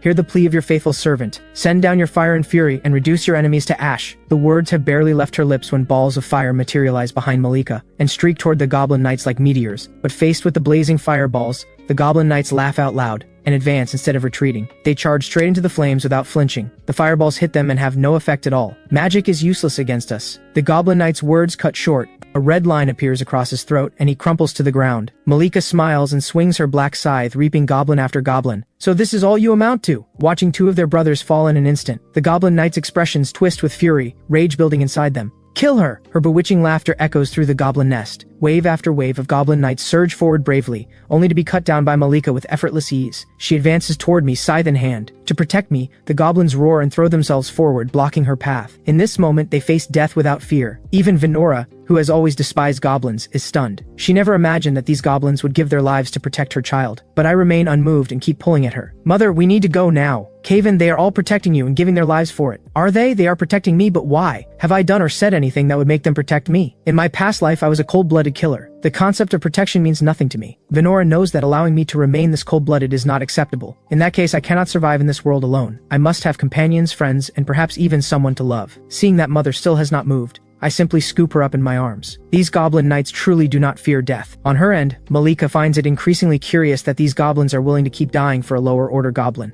and her curiosity about my identity only deepens, her steps quickening involuntarily. Faced with the endless stream of goblins, she simply swings her scythe in a wide arc and unleashes Reaper's Waltz. A pitch-black circular blade aura expands outward in every direction from Malika as its center. Anything the dark light touches is instantly severed, torn apart, and killed. I sense the danger immediately and pull my mother down to the ground, narrowly avoiding the sweep. But when I look back, every goblin knight who had been standing behind us has fallen. Malika steps over the goblin corpses and walks slowly toward me. Well then, my little goblin, are you ready? I activate Shadow Deception and appear in front of Malika in an instant. Despite her fast reflexes, my dagger still catches her face. You little brat, do you not know that a woman's face is her second life? Malika flies into a rage and swings her scythe at me. I move to dodge but find I cannot move my feet. I look down. The blood on the ground has come alive somehow, coiling around my feet. It is no use. You cannot escape. Just as I think I am finished, a dark figure suddenly appears in front of me and takes the killing blow. It is Nightmoke. I cannot understand why. Blood pours from Nightmoke's mouth, but even so, he remains standing in front of me and forces out one final word, go. The word barely leaves his lips before my mother scoops up my frozen, dazed self and moves quickly away. Once I am far enough away, Nightmoke surges with a final burst of life. He roars, his muscles swelling to their limit. Come on, I will not let you pass. How amusing, but can you really do it? I have no time to play with you. The words have barely fallen before the black scythe and his sword clash together. The shockwave that erupts sweeps across the entire area. Mother, why did he take that blow from me? Because he was protecting you. Why would he protect me? He tried to capture you before and tried to kill me, and I nearly killed him. Whether human, goblin, or elf, all living things are capable of change. This is something you should think on yourself. Why did he protect you? Does he have a purpose? Does it affect you in any way? I hope that one day Kaven will be able to act on his own judgment and save whoever he wishes to save. Whether human, goblin, or elf, it does not matter. I am genuinely confused. In my mind there is killing but no concept of saving. As for protecting Mother, that is purely instinct. In the end, I can only nod in a daze. But then Mother hugs me and adds, Kaven, remember, no matter what you do, your own life comes first above everything else. Anything that threatens your life, you are allowed to disregard it. Understood? The word has barely left my mouth when a powerful shockwave crashes into us. Mother holds me tight and dodges quickly, but she herself slams into the wall and loses consciousness. Seeing my mother collapsed on the ground, I reach out toward her with trembling hands. No. Mother, are you all right? With no response from her, a terrible thought takes hold in my mind. A nameless fury surges up from within me, and Malika, still completely unaware of what she has just unleashed, calls out, Did you really think you could run away? That foolish elf, did she actually consider herself a goblin's mother? Sacrificing herself to protect a goblin of all things? Now I have truly seen everything. She covers her mouth, doubled over with laughter. The moment the words land, I charge, dagger meets scythe, and the system immediately sounds, limit break activated. Your attributes will be significantly enhanced for a short period. I stare at the one who hurt my mother, teeth clenched in fury. There is only one voice in my mind. I will kill her. I will never forgive this. Malika is caught off guard by my sudden surge in power. A goblin in the growth stage, with this level of strength and speed, it is nothing short of a miracle. But she lets out a light laugh, applies a fraction of her strength, and a crushing force transfers through her scythe. I am sent flying in an instant. Your strength is still far too weak for me. Almost simultaneously, I adjust my posture, and in the blink of an eye, I vanish from Malika's sight. I reappear in her blind spot behind her, dagger aimed directly at her head. Malika senses it and quickly raises her scythe to block, only to find I have vanished again. Her brow furrows. She had not expected my concealment technique to be this formidable. She quickly runs out of patience and snaps, Damn brat, that's enough. Malika gets angry and magic erupts from within her. She tries to use the expanding aura to sense my location, but it is no use. She is astonished that someone as weak as me can remain calm while she is in a state of fury, and continue to maneuver against her with such sophisticated technique. It is really terrifying. The thought sends a bead of cold sweat down her forehead. She raises her hand and conjures a sphere of light, flooding the entire nest with brightness in an attempt to locate me. On the other side, the goblins, urged forward by Nightmoke, have just arrived at the nest when they are met by the blinding light ahead. They all stop in their tracks and stare at the scene before them in disbelief. I am weaving through the dark shadowed corners of the nest, moving at a speed beyond their comprehension, striking at every blind spot Malika has. This is absolutely incredible. At this sight, every goblin present stops underestimating the small lower order goblin before them, and what they feel now is admiration, respect, and awe. By now, Malika has been driven into a desperate situation. Her body is covered in countless small cuts, but the wounds themselves are the lesser problem. The real trouble is the mysterious poison steadily seeping into her body. Even detoxification magic has no effect on it. If this continues, she will be worn down to death. In that moment, Malika goes berserk. Fine, if I cannot find you, I will bring everything down. It is clear she intends to take everyone with her. She releases a fireball many times larger than anything before, poised to obliterate the entire nest. I sense something is wrong, and scramble to find an opening in Malika's guard, to interrupt the spell. At the critical moment, a commanding voice rings out. When did a bug start showing up in my territory? The marshal narrows his eyes and raises an eyebrow, then shouts over at the distant goblin knights.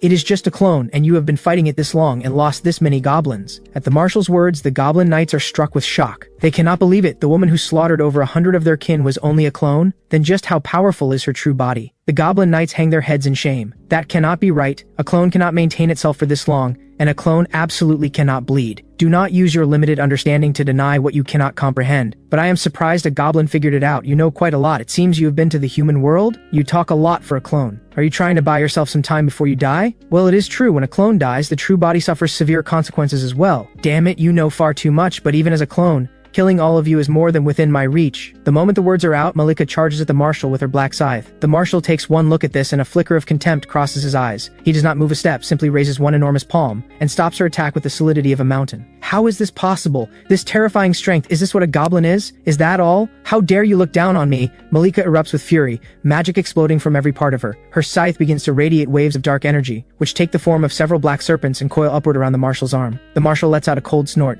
and a deafening boom follows. Malika's body is sent crashing away. She spits blood, clearly gravely wounded. She collapses to the ground, knowing she is too close to death to escape. She begins condensing all her remaining magic inside her body, compressing it, preparing to release it. What a lunatic. The marshal is just about to act when I appear in front of Malika. She has just opened her mouth to say something, and my dagger silences her permanently. Congratulations, you have slain a demon parallel entity. You have acquired one of its talents, Bloodbind. Consumed by bloodlust, I do not stop there. I continue to take out my fury on Malika's body, until the marshal beside me can no longer watch and grabs my hand. Enough. That elf is not dead yet. If you keep this up, I cannot make any guarantees. At those words, I immediately come back to my senses. I run to my mother and shake her arm. Mother, wake up. Kaven has already killed that person. Then I suddenly remember the magic my mother used to heal me. I begin to imitate what she did, calling out to the sprites that appeared then. Specks of starlight emerge and gather around me. The surrounding goblins are all dumbstruck, for even among elves, those capable of using elven arts are a small minority, and yet I am a goblin. Even the marshal goes momentarily still. Just as I am about to perform the elven arts, he exchanges a silent glance, and immediately has Night Mock lead the other goblins away. As the elven art activates, a soft white light suddenly illuminates the surroundings, and beneath that white light,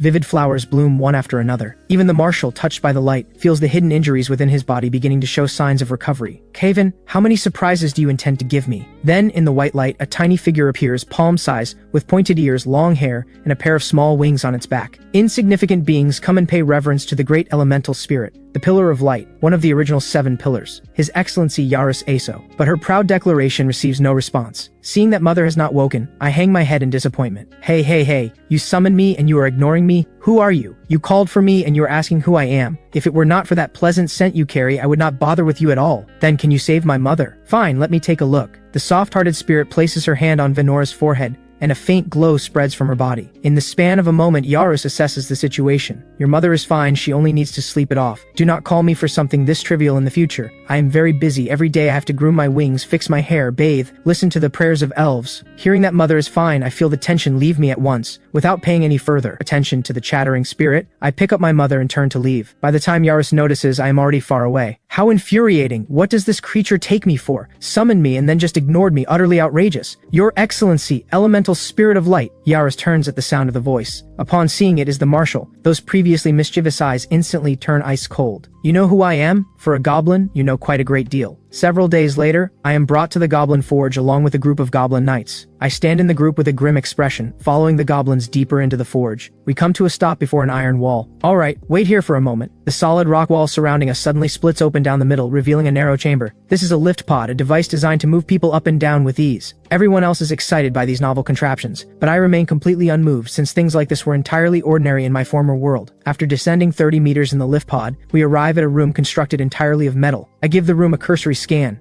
If it were not for that infuriating old man wanting to come here, I never would have left my injured mother. Yaris is perched on my shoulder, looking around with wide-eyed curiosity. Wow, what is all of this? I never expected these ugly goblins to be capable of something like this. Little one, why are you not saying anything? I glance at Yaris, then sweep my gaze over the goblins in the room. I notice that aside from me, none of the other goblins can see this little spirit. Yaris seems to sense what I am thinking and whispers in my ear, do not worry, those lower goblins cannot see the great Yaris. Before long, led by Silvar, I am brought to an iron door. As the iron door swings open, I hear a familiar sound, a rapid succession of gunshots echoing through the spacious room. Could those be firearms? These are collectively called guns, high-level products from the Eastern continent. After tremendous effort, we have finally managed to replicate them. Silvar introduces their achievement with unmistakable pride. The other goblins are all eager to try, but I alone keep a stony expression, showing not the slightest reaction, which visibly irritates Silvar. What he does not know is that Yarus, sitting on my shoulder, is absolutely beside herself. What are all these things? They look incredibly interesting. I, the great Yarus, takes one little nap, and the world fills up with all of this. I tune out her chattering, and walk to the weapon rack, reaching out to take the only precision rifle on the shelf. After handling it briefly, I am deeply disappointed. A precision rifle is unlike other firearms. Its craftsmanship requirements are extremely high, and the slightest flaw affects accuracy. A precision rifle with poor accuracy is nothing short of a liability. Just then, a group of goblins struts over aggressively. Hey, that is a treasure here. Do not damage it. If you break it, you are paying for it. What do you want to do? What do we want? We are just making sure you backwater lot do not ruin what we worked so hard to create. Warden Dong spots the badly bruised goblin Bok behind Gok and immediately understands why the hostility. Have I not already explained? Bryn's disappearance has nothing to do with us. That is your idea of an explanation? You want to explain things, do you? Then let us have a proper talk right now. Bok rolls up his sleeves, ready for a fight. Fortunately, Silvar steps in at just the right moment. What is going on here? You want to kill each other? Am I invisible to you? With Silvar present, Gok does not dare make trouble, and quickly explains. You have misunderstood, Master Silvar. We only wanted to have a little contest with these goblins from the Grand Nest. We have heard the goblins from the Grand Nest are very capable, so we wanted to see for ourselves. Unless they are afraid? Is this not just taking advantage? You are intimately familiar with these weapons. They know nothing about them. Or are they just scared? Warden Dong cannot stand the provocation and immediately agrees. Seeing this, Bok immediately jumps out and points at me. Good, I want to go against that one. And do not say I am bullying you.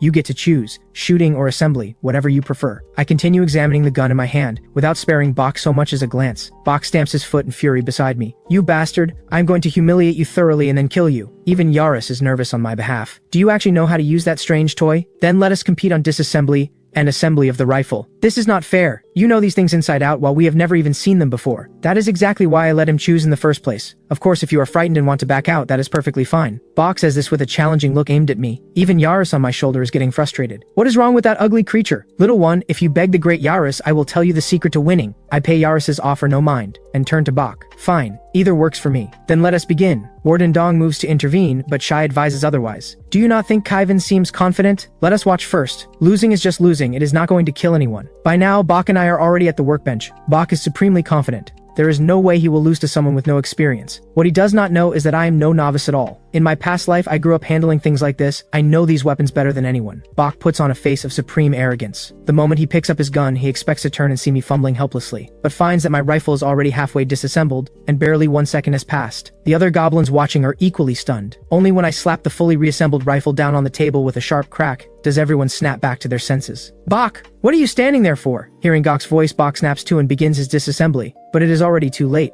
Bok, furious and humiliated, gives up on the contest entirely and snarls at me. Why are you so skilled at this? Almost simultaneously, a gunshot rings out. Before Bok can even react, he drops to the ground with a thud, dead. Every goblin's gaze follows the direction of the shot and lands on me. They see the gun in my raised hand still smoking. Congratulations, you have slain Bok. Based on the effect of your skill devour, you have acquired this goblin's talent, Rapid Mend. Why did you do that? You had already won. Is this how you killed Bryn too? You harming your own kind, you should be executed on the spot. So I killed him. What is wrong with that? Who told you that winning a contest means you can kill the other party? Is that not common sense? In my past life's assassin training, the loser of any contest had only one outcome, death. My words are taken as a direct provocation. The goblins are just about to surge forward when Warden Dong blocks them. Hey, what do you think you're doing to my goblin? Your goblin killed mine. So according to the marshal's rules, if I kill him for it, there's nothing wrong with that, right? Warden Dong pushes back firmly. From what I saw, it was your goblin who was trying to kill Kaven. Kaven only fired in self-defense. Did you not hear what he just said? Alright, we are all goblins here. Silvar has not even finished speaking when the ground suddenly shakes violently. The goblins are still trying to figure out what is happening, when red lights blaze on all around them, accompanied by a piercing alarm. An intruder has breached the nest. Against the attacking adventurers, a group of lower-order goblins throws themselves forward, like moths to a flame, and are wiped out to the last. Watching this suicidal charge, Shai is bewildered. Why send them to their deaths? With our combat strength, we could take these enemies head-on without a problem. Of course we want them to see our weaknesses weaknesses, so they relax their guard and push deeper in. Just watch. Every last one of these arrogant adventurers will be buried here. Do you really care so little about your companions' lives? The big goblin grabs his blade with a disgruntled look and heads toward the entrance. Where are you going? Where am I going? To kill every last one of those intruders outside, obviously. With that, the big goblin ignores Warden Dong's attempts to stop him and turns to leave. Baya also moves to go, but Shai blocks him. What are you doing? Someone like you going out there is anything other than suicide. Shai hoists Baya off the ground with one hand. Baya kicks his feet and struggles with everything he has. He has to get out there immediately and remind those adventurers of the situation and tell them to run. Otherwise, those people will surely die here. With that thought burning in him, Baya lashes out and grabs at Shai. Oh, quite fierce. But I cannot let you go and cause trouble. If you do not want anything to happen to that girl in your room, you had best stay quiet. Yaris, watching all of this, wears a knowing smile. At this point, the goblin's eyes are all fixed on the large screen, but I care nothing for it. Instead, I remember my arrangement with Cress, and simply walk straight out of the weapons training area. Gok spots me slipping away and immediately brings people to follow. But after a single turn, I have vanished without a trace. I have already made my way to the third underground level of the goblin nest. Having shaken off those following me, I walk alone through the corridor, observing my surroundings, and mapping the layout as I go. Suddenly I sense movement, and immediately conceal my presence and hide. Not far away, I discover Rugnar in conversation with a human woman.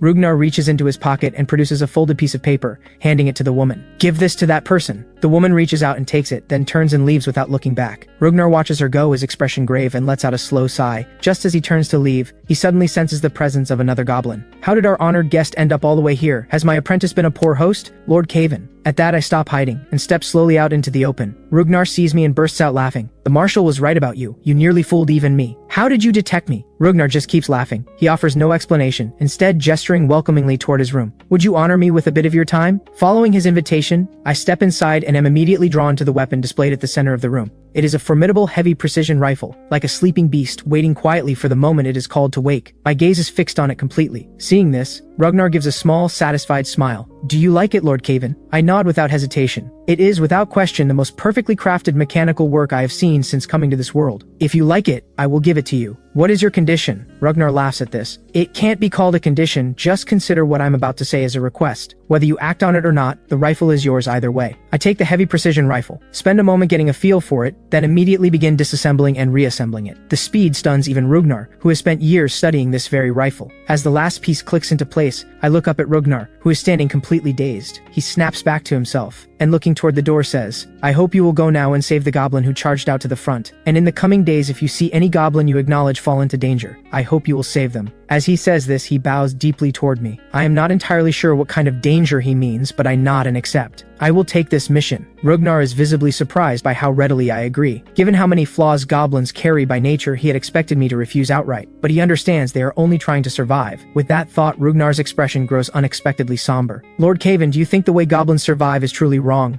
Our kind has no females of our own. The only way we can continue is by taking females from other races. I can understand why they hate us for it, but we only want our kind to go on. He grows more and more agitated as he speaks, looking up at me with the hope of an answer. But to his surprise, I respond with complete indifference. How would I know? Wrong is wrong. What's there to think about? My bluntness leaves him at a complete loss. I glance at Ragnar, who is now hunched over, murmuring to himself. Store the heavy precision rifle in my storage ring. Paying him no further attention, I step outside, scan the surroundings, no goblins in sight. At this moment, Gok is prowling the corridors with a vicious look, searching for me. Where in the world did that damn little brat disappear to? He had better hope I do not find him, or else. Just then, he catches a familiar voice, accompanied by the voice of a human woman. He peeks around the corner of the wall and is stunned to find Anvil in conversation with a human woman. But in the blink of an eye, both of them vanish. At that very moment, Anvil's voice comes from directly behind him. What are you doing? What did you see? Gok feels a sudden, inexplicable pressure wash over him and takes an involuntary step back. Anvil sees this and gives a faint smile. No matter. What is done is done. What good would talking do now? Gok is still puzzling over what those words mean, when a sword flashes from its scabbard like lightning and Anvil's figure blurs, a vicious slash of sword energy driving straight down at him.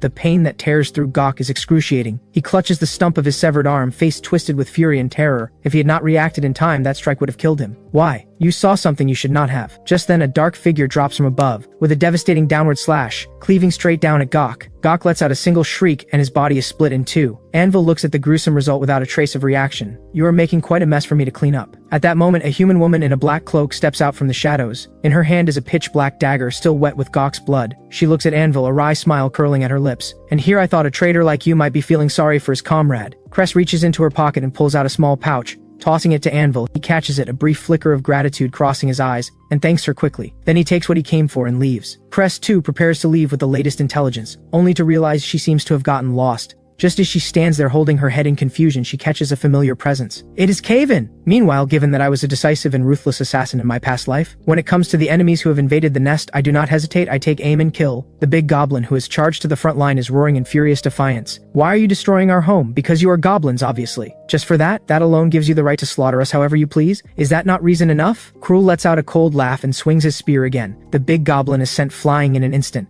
slamming hard into the cave wall. He spits blood and slides limply to the ground. But he does not give up. He slowly pulls himself upright and declares with iron resolve, I will kill every one of you, no matter what it costs. But the only response he gets is Cruel's contemptuous laughter. What a shame, you are far too weak right now, you cannot do a thing. The words have barely left his mouth before Cruel tightens his grip on his spear and moves in for the kill. But the very instant the spear is about to pierce the big goblin's body, the entire nest seems to shudder as though struck by an invisible force. A deafening gunshot explodes through the cave. An instant later, a bullet closes in on Cruel at a speed the eye can barely follow. Cruel senses the danger on instinct and rapidly raises his magic barrier to meet the sudden attack. To his shock, he discovers that the barrier he believed unbreakable shatters against the bullet as though it were nothing. He can only watch helplessly as the bullet punches through the barrier and tears through his shoulder. How is this possible? I had the barrier up. No weapon should be able to penetrate my body. What is going on? At that very moment, a dark figure silently materializes in front of the big goblin, reaching out to yank the wounded big goblin away. Cruel spots this and immediately shouts, Mord! The instant the name leaves his lips, a blazing golden figure streaks forward like lightning and lunges at me. It is Mord. Do you think you can run? Not a chance. I react instantly. I hoist the big goblin and fling him forward, then shift position in a blur, neatly evading Mord's strike. Just then, a pleasant woman's voice rings out from above. Oh? Still trying to escape? One after another, blazing fireballs rain down from above, bearing straight for me. The scorching waves of heat force me back step by step. In the firelight, Sarah steps into view with an unhurried, graceful stride. I fix a wary gaze on the three of them. I can feel that all three are significantly stronger than me. In a straight fight, I have no chance whatsoever. Just as I am considering using the big goblin as bait, Cruel recognizes me. So you are that goblin. Since you have come all this way, leave your life here. Then come on, I dare you to try and kill me. Do not worry, none of you are going anywhere.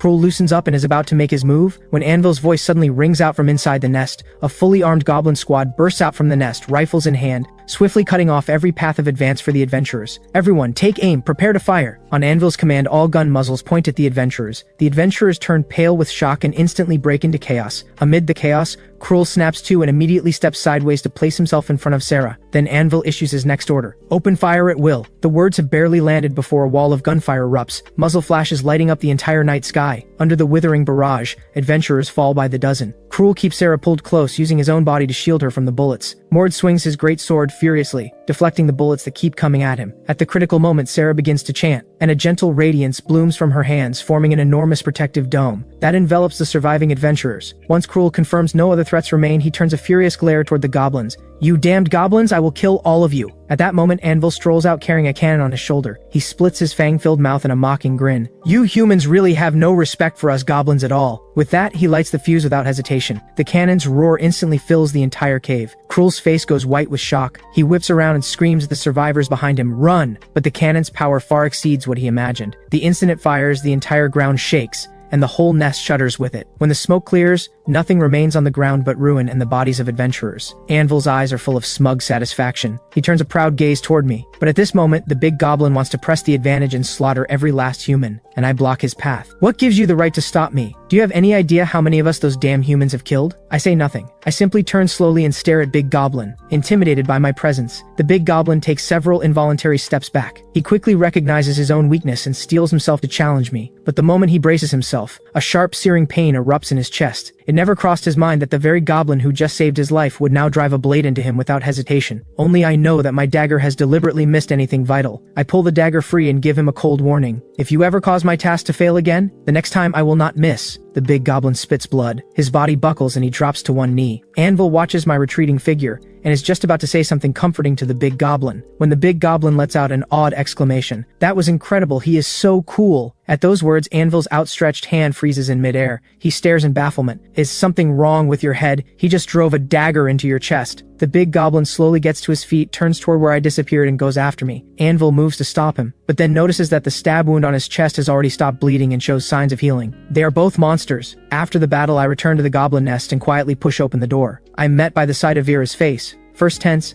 then slowly relaxing. Yaris catches this exchange and teases, "Is this what they call keeping a beauty in a golden house?" I ignore the jab and walk straight into the room, tossing a large bag to Vera. Food. I then take out my dagger and other weapons and begin maintaining them. Vera opens the bag carefully and finds an assortment of fruit. Then her gaze drifts to another bag beside me. I immediately pull it close and fix her with a guarded stare. "What is that?" "It's a gift from my mother." Vera's eyes go wide as she looks up at me. She never expected to hear the word mother from a goblin. It is common knowledge that goblins have no concept of a mother. They have no females of their own, which is precisely why they take them from other races. While Vera is lost in her thoughts, I have already finished checking my gear and opened the door. Seeing me about to leave again, Vera quickly asks, "Where are you going?" "Home. Can I come with you?" All she wants right now is to escape this nest, and she figures that staying close to me might give her a better chance at getting out. I refuse outright, but then reconsider. If Mother has been stuck alone in that dark room all this time, I change my answer. Next time, Vera does not push further. I head straight out of the middle nest and run in the direction of the grand nest. That is where my true home is. But not long after I leave, a pair of sharp eyes gleam with killing intent in the darkness, slipping silently into the shadows. In that instant, a spear tears through the air aimed straight at my back. With no time to dodge, I act without thinking.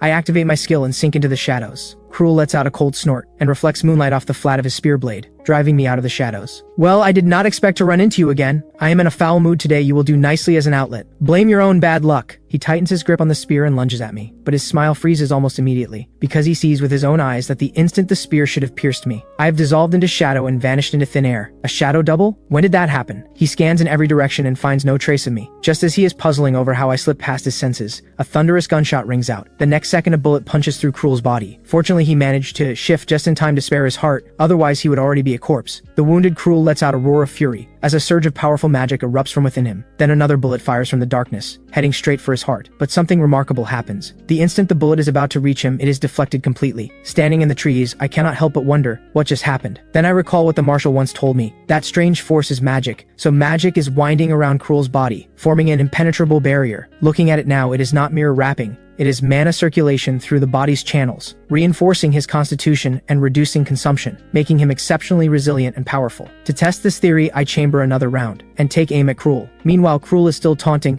"Come out, you rat hiding in the corner. Those precious bullets of yours are nothing but toys to me. They cannot so much as scratch me." The next second, a shot rings out and a bullet punches clean through his right hand. "Damn it!" He stares wide-eyed at the wound. Then another bullet strikes his left foot. Blood flows freely from the wound, but a smile spreads across Cruel's face. He murmurs to himself, "Found you." Through the scope, I observe Cruel clearly and see that he has concentrated all his mana around his heart. I adjust the scope and search for a new target point, preparing to aim elsewhere of his for a killing shot. Then suddenly, a chill creeps up from behind me. Without hesitation, I immediately vacate my position. The next second, the tree where I had been standing is hacked to splinters. Keeping my composure, I raise the rifle and begin firing from a new position each time. But every tree I land on is split apart immediately after. After several exchanges, Cruel's roar erupts through the forest. "Damn goblin brat, I will kill you." Then an overwhelming surge of magic explodes from within Cruel, rapidly concentrating in his spear, until it seems to come alive, humming with a deep resonant vibration. I sense the magic and my expression shifts abruptly. I move to escape the danger as fast as I can, but a terrifying suction force suddenly engulfs me, coiling around my body and pulling at me, until I cannot move. I silently acknowledge the situation is bad. The next second, the enraged Cruel swings his spear in a vicious arc through the air, and a massive tornado materializes in an instant. Moments later, the tornado dies down and the dust disperses. Cruel stands on the ground,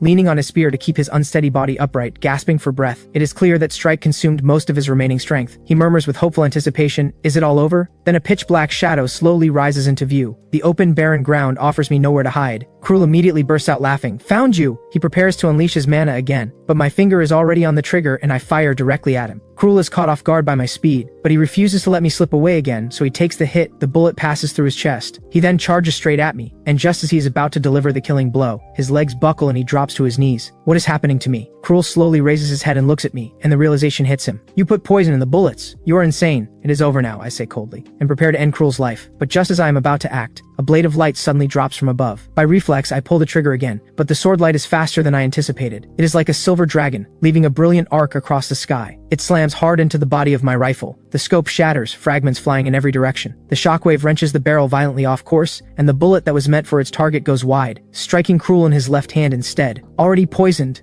the bullet hit sends Cruel's body swaying, but through sheer force of will he keeps his grip on his spear, refusing to let himself fall, holding himself up on one knee. Then a furious roar sounds. It is Mord. He charges with his sword. "You damn goblin! How dare you hurt brother Cruel!" At the sight of him, I immediately sharpen my focus and fall back several steps, putting distance between myself and Mord. At the same time I stow the rifle, and draw a sharp dagger from my waist, readying myself for his assault. Be careful, that goblin uses poison and his concealment is exceptional. Lose focus and you will lose him. Mord gives a nod, and keeps relentlessly on my heels. As time passes, the poison in my own body begins to take effect. My stamina has been nearly drained by the fight with Cruel. In a single moment, the paralytic toxin causes my movements to stiffen, and the battle-hardened Mord catches it. He seizes the opening and knocks the dagger from my hand. It is over! But just as he moves to take my life, he finds no trace of panic on my cold face. A vague and unsettling premonition stirs within him, but he draws a breath and brings his sword down at me anyway. The very instant the blade is about to reach my body, something remarkable occurs. My outline blurs and darkens, my entire body beginning to merge into shadow. But just as I am about to vanish completely,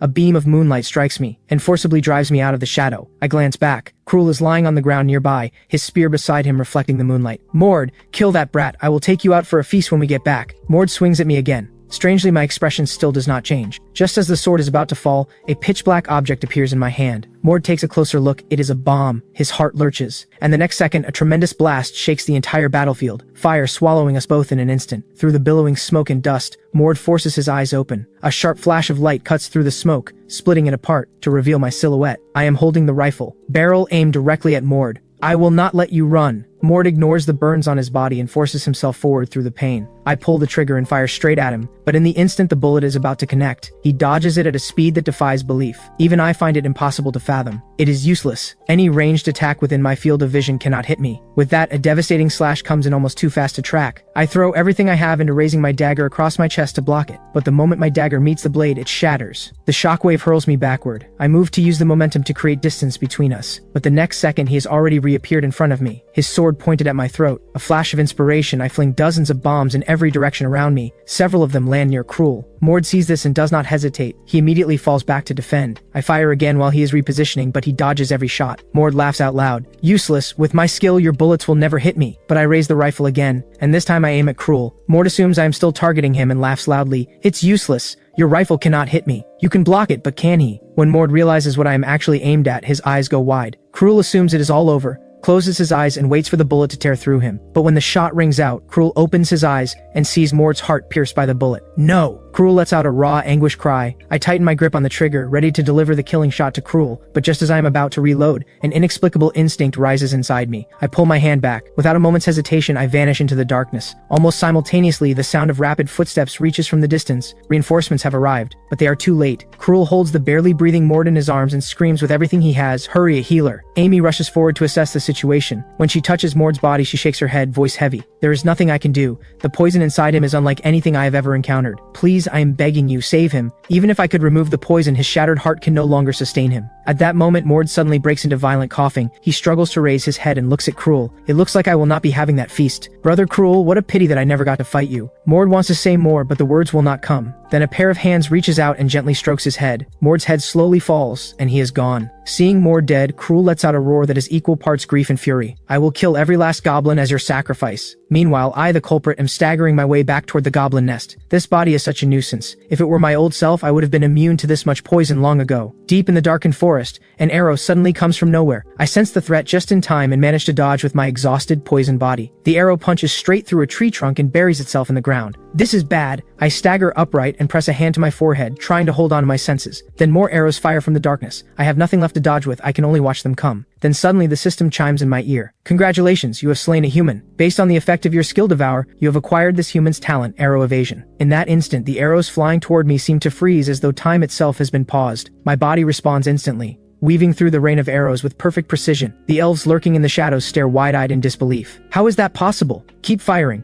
I refuse to believe he can keep dodging forever, but in the blink of an eye, I have already vanished. The young elf warrior scans around in frantic confusion, his eyes filled with bewilderment and urgency. This cannot be serious. We are elves, favored by nature. How can we possibly lose track of a goblin in this forest? But the words are barely out before they seem to catch in his own throat. He tries to find any trace of me, but there is nothing. Just as he is on the verge of disbelief, a sharp whistle of something cutting through the air rings out, and Limru jerks his head upward to see countless pitch-black objects falling from the sky like a meteor shower. Watch out! The bombs detonate in a cascade of explosions, the shockwave scattering the team of elves entirely. The elf girl Lias is thrown violently by the blast wave, and slams hard against the base of a massive tree. At that very moment, a dark figure closes in on her rapidly. It is a pointed-eared goblin. She squeezes her eyes shut on instinct, bracing for death, but the blow she expects never comes. When she opens her eyes, she finds my puzzled gaze looking back at her, with an inexplicable glimmer of something like happiness in it. Lies does not understand why I am looking at her with such confusion, and I, mistaking her expression of disgust for the unique way people like my mother say hello,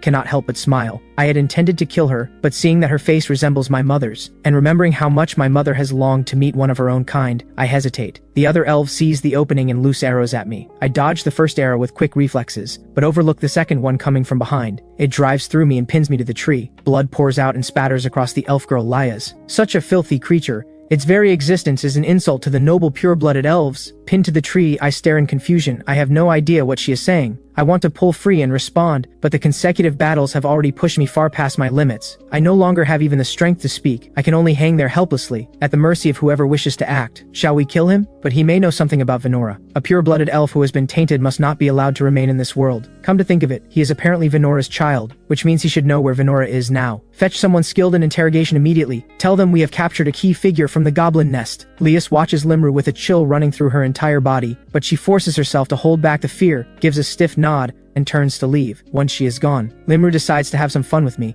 While we wait, let us enjoy ourselves. With a wave of his hand, all manner of weapons and torture implements spill out from his storage ring and scatter across the ground. I give them a brief, dispassionate glance, then look away. As a top-tier assassin, I have long been accustomed to walking the edge between life and death and enduring every form of pain. Seeing this, Limru picks up a sharp silver needle and drives it hard into my body. I continue staring at him without expression. Damn you, what are you looking at, Goblin? Are you mocking me? He swings his weapons wildly, torturing me mercilessly. But to me, it all feels like nothing more than a light scratch. I do not even furrow my brow. An hour later, Limru is out of breath. He slumps to the ground, gasping heavily. Since you insist on being so uncooperative, do not blame me for what comes next. He roars himself upright again, preparing to launch a killing blow, when at the critical moment, a sudden change occurs. A commanding and ominous voice suddenly sounds, "Oh, and what exactly do you plan to do to him?" Limru is struck by an arrow and drops to the ground in an instant. His companions see this and raise their bows almost without hesitation, ready to attack the unknown goblin. But the very instant they prepare to fire, a devastating slash appears from nowhere, like lightning splitting the night sky. The elves let out screams of terror. Their heads arc through the air and fall heavily to the ground, rolling to rest beside the bodies of their companions. For a moment, the forest is thick with the smell of blood and the suffocating presence of death. Limru narrows his eyes, composing himself for battle. He knows exactly who this goblin is. He tenses and presses the tip of his dagger against my throat, using me as his last leverage against the overwhelming enemy before him. The marshal turns his gaze toward me, the one being held hostage, and a faint mocking smile crosses his face. Well, well, who would have thought you would end up like this? I hold his gaze with the same calm, expressionless look as always. Limru catches this and allows himself a small smile of satisfaction. Clearly, I am very important indeed. As the marshal inches closer, Limru presses the dagger against my neck. One more step and I kill this little one, but the marshal keeps coming. In response, Limru raises the dagger and thrusts it toward me, but at that moment a devastating sword energy erupts from behind him. Before he can react, a tremendous force crashes into him. When he slams down hard on the ground, he finds, to his shock, that his left arm is gone. He spits blood and raises his head toward the marshal, and sees that green figure walking slowly toward him. Just as the marshal raises his hand, about to crush the elf in his palm, Limru suddenly bursts out laughing. "You underestimate me!" The words have barely landed, when patches of vivid green plants burst from the ground, growing rapidly to form a barrier between him and the marshal. But to the marshal, the vines are a trivial inconvenience. He gives the barest sweep of his arm, and they are torn apart. Watching this, Limru does not give up. He immediately commands the remaining vines to attack both the marshal and me. The marshal steps in front of me and tears through the vines. Just as he is about to pursue and kill Limru, he stops. After a brief pause, he scoops me up and turns to leave. At this very moment, Morris's figure arrives on the scene. He stares at the familiar silhouette and demands, "Why are you here?" The marshal says nothing, leaving Morris only that familiar yet foreign retreating figure. Morris moves to give chase, when the ground suddenly shakes violently. Countless vines burst from the earth and seal off every direction ahead of him. At the same time, urgent footsteps rush in from nearby. Goblin after goblin pours out of the darkness and closes in around Morris. Then the world voice chimes in his ear. "Enemy goblins detected. Your personal skill Goblin Bane activates. Your hatred for goblins surpasses all measure. Attack power against goblins increased by 200%. As the notification sounds, the mana within Morris ignites and boils over in an instant. He lets out a raw battle cry and throws himself into the mass of goblins. Meanwhile, on the other side, Malika is nursing her head with a pained grimace. I never expected this. The marshal of this nest actually killed my clone, but it is not a great issue. As she says this, she looks up at the marshal's castle before her and lets out a quiet laugh. After all, the marshal has already left, which means there is nothing inside the nest that can threaten me. With that thought, she slips silently into the castle and finds Alara in one of the rooms. "By the way, your holiness the saint, how long are you planning to keep pretending to sleep? Caught out, Alara has no choice but to open her eyes and face the uninvited guest before her. From the moment I was bound to the pyre, I ceased to be a saint. You may call me Alara, or, if you prefer, the Marshal's wife. At those words, an indescribable feeling wells up inside Malika. She cannot believe that Alara, the one who once defeated the Demon King, has become the Goblin Marshal's wife. Looking at this Alara who, without divine power, remains so completely composed, Malika's eyes light up. This place has the Marshal, that peculiar little goblin, and even a pure-blooded elf. The Demon King loves nothing more than interesting things, and he happens to be looking for a new residence. So what do you say, should we? Before Malika can finish, a terrifying killing intent erupts from Alara. Do you truly believe I cannot kill you? Malika actually steps forward at that. Lady Alara, do you still believe you are still the highest existence of the church favored by the gods, the Saint Alara? Ow, you probably can't even use low-level divine spells, can you? The words have barely landed before Alara raises her hand, and a terrifying force surges from within her. Malika is genuinely surprised by this. Just as she opens her mouth to say something, a sacred radiance floods the entire hall. Malika vanishes the instant the light ignites, leaving one sentence hanging in the air. How unexpected, the one said to be the god's most faithful servant, doing something like this. Alara, hearing those words, stands motionless in place, and a complicated emotion flickers through her eyes. At this moment, Lias arrives in the forest with the adventurers, and at the sight before them, they all freeze. The proud elves who had been there are now separated from their heads, and of Limru, there is no trace at all. But what shocks them even more is Morris, standing atop a pile of goblin corpses. To kill this many goblins in such a short amount of time, his strength must have reached gold rank. Amy whispers into Fiona's ear, "The boss is angry." At that, Fiona's gaze sweeps across the goblin bodies, as though searching for something. Commander Edward, witnessing this, is beside himself with excitement. He never imagined Morris was this powerful. But amid so many faces full of elation, a small number are filled with barely concealed resentment. Cruel's face is the darkest of all. He can practically feel the stares others are directing at him. Just then, a heavy rain suddenly pours down. Morris stands on the pile of bodies and lets the rain wash over him. Is it really him? With that thought, he slowly closes his eyes, and time seems to flow back 10 years. At that moment, a voice pulls him back from the memory. "Mr. Morris, it is raining. We should head back soon. Then we can discuss the plan for the goblin nest." Morris only says without inflection, "Give it a few days." He walks away from Edward as he says it, not giving the man's words a second thought. Right now his mind holds only that familiar silhouette. When he catches his teammates, looking at him with concern, Morris gestures to let them know he is fine. Only Dita watches the direction he disappears in, lost in thought. Meanwhile, I voice my protest from the Marshal's back. "Let me go." I try to get down, but no matter how hard I strain, my body refuses to obey me. Sensing my resistance, the Marshal pauses for a moment, then slowly says, "We are going home." I blink at that and look at his weathered, wrinkled face. The Marshal glances back at me over his shoulder, nods, and repeats, "Going home." Hearing that, I think of my mother, Venora, and I stop fighting. I settle quietly on his back. The Marshal carries me back to his home. The instant he steps through the door, the Marshal catches an unusual scent. Before he can say anything, a graceful figure rushes toward them. "You are back, Theron," and then the words catch in her throat. Her gaze falls on me. The sight of my wounds all over fills her with distress. The moment she reaches to take me from the Marshal's arms, my eyes snap open. I draw my dagger and my hair away from striking when I realize it is Alara, and I stop. But Alara lets the dagger pass through her palm. She still wants to stroke my head. I stare at her wide-eyed, unable to understand why she would do that. But from her, I sense a comfort that I have only ever felt from my mother. Alara gives a gentle smile, a faint white light glowing in her hand. "Sleep." The word has barely left her lips before sleep washes over me like a tide. My eyes close slowly, and I slip back into dreams. Seeing me asleep, Alara slowly takes out a set of medicines and begins treating my wounds. Once Alara finishes treating me, the Marshal sniffs the air and asks with concern, "What happened here? Did someone from the demon race come?" Alara slowly shakes her head, her expression somewhat grave. "Just a little demon, but that demon called Malika is not weak." At the same time, Malika spits up blood. She tightens her fists as though trying to suppress the fear and shock rising from deep within her. Damn it, worthy of someone who once defeated the Demon King. Even cast aside by the gods, she still wields this kind of power. A cold smile curls at the corner of Malika's mouth, even as her eyes burn with excitement. She never expected that Alara had become a sorcerer. She can already imagine what those stubborn old fossils in the church would say if this news reached them. With that thought, a sly smile spreads across her face. At this moment, within the grand nest, the creak of a door opening startles Venora awake. "Kaven, is that you?"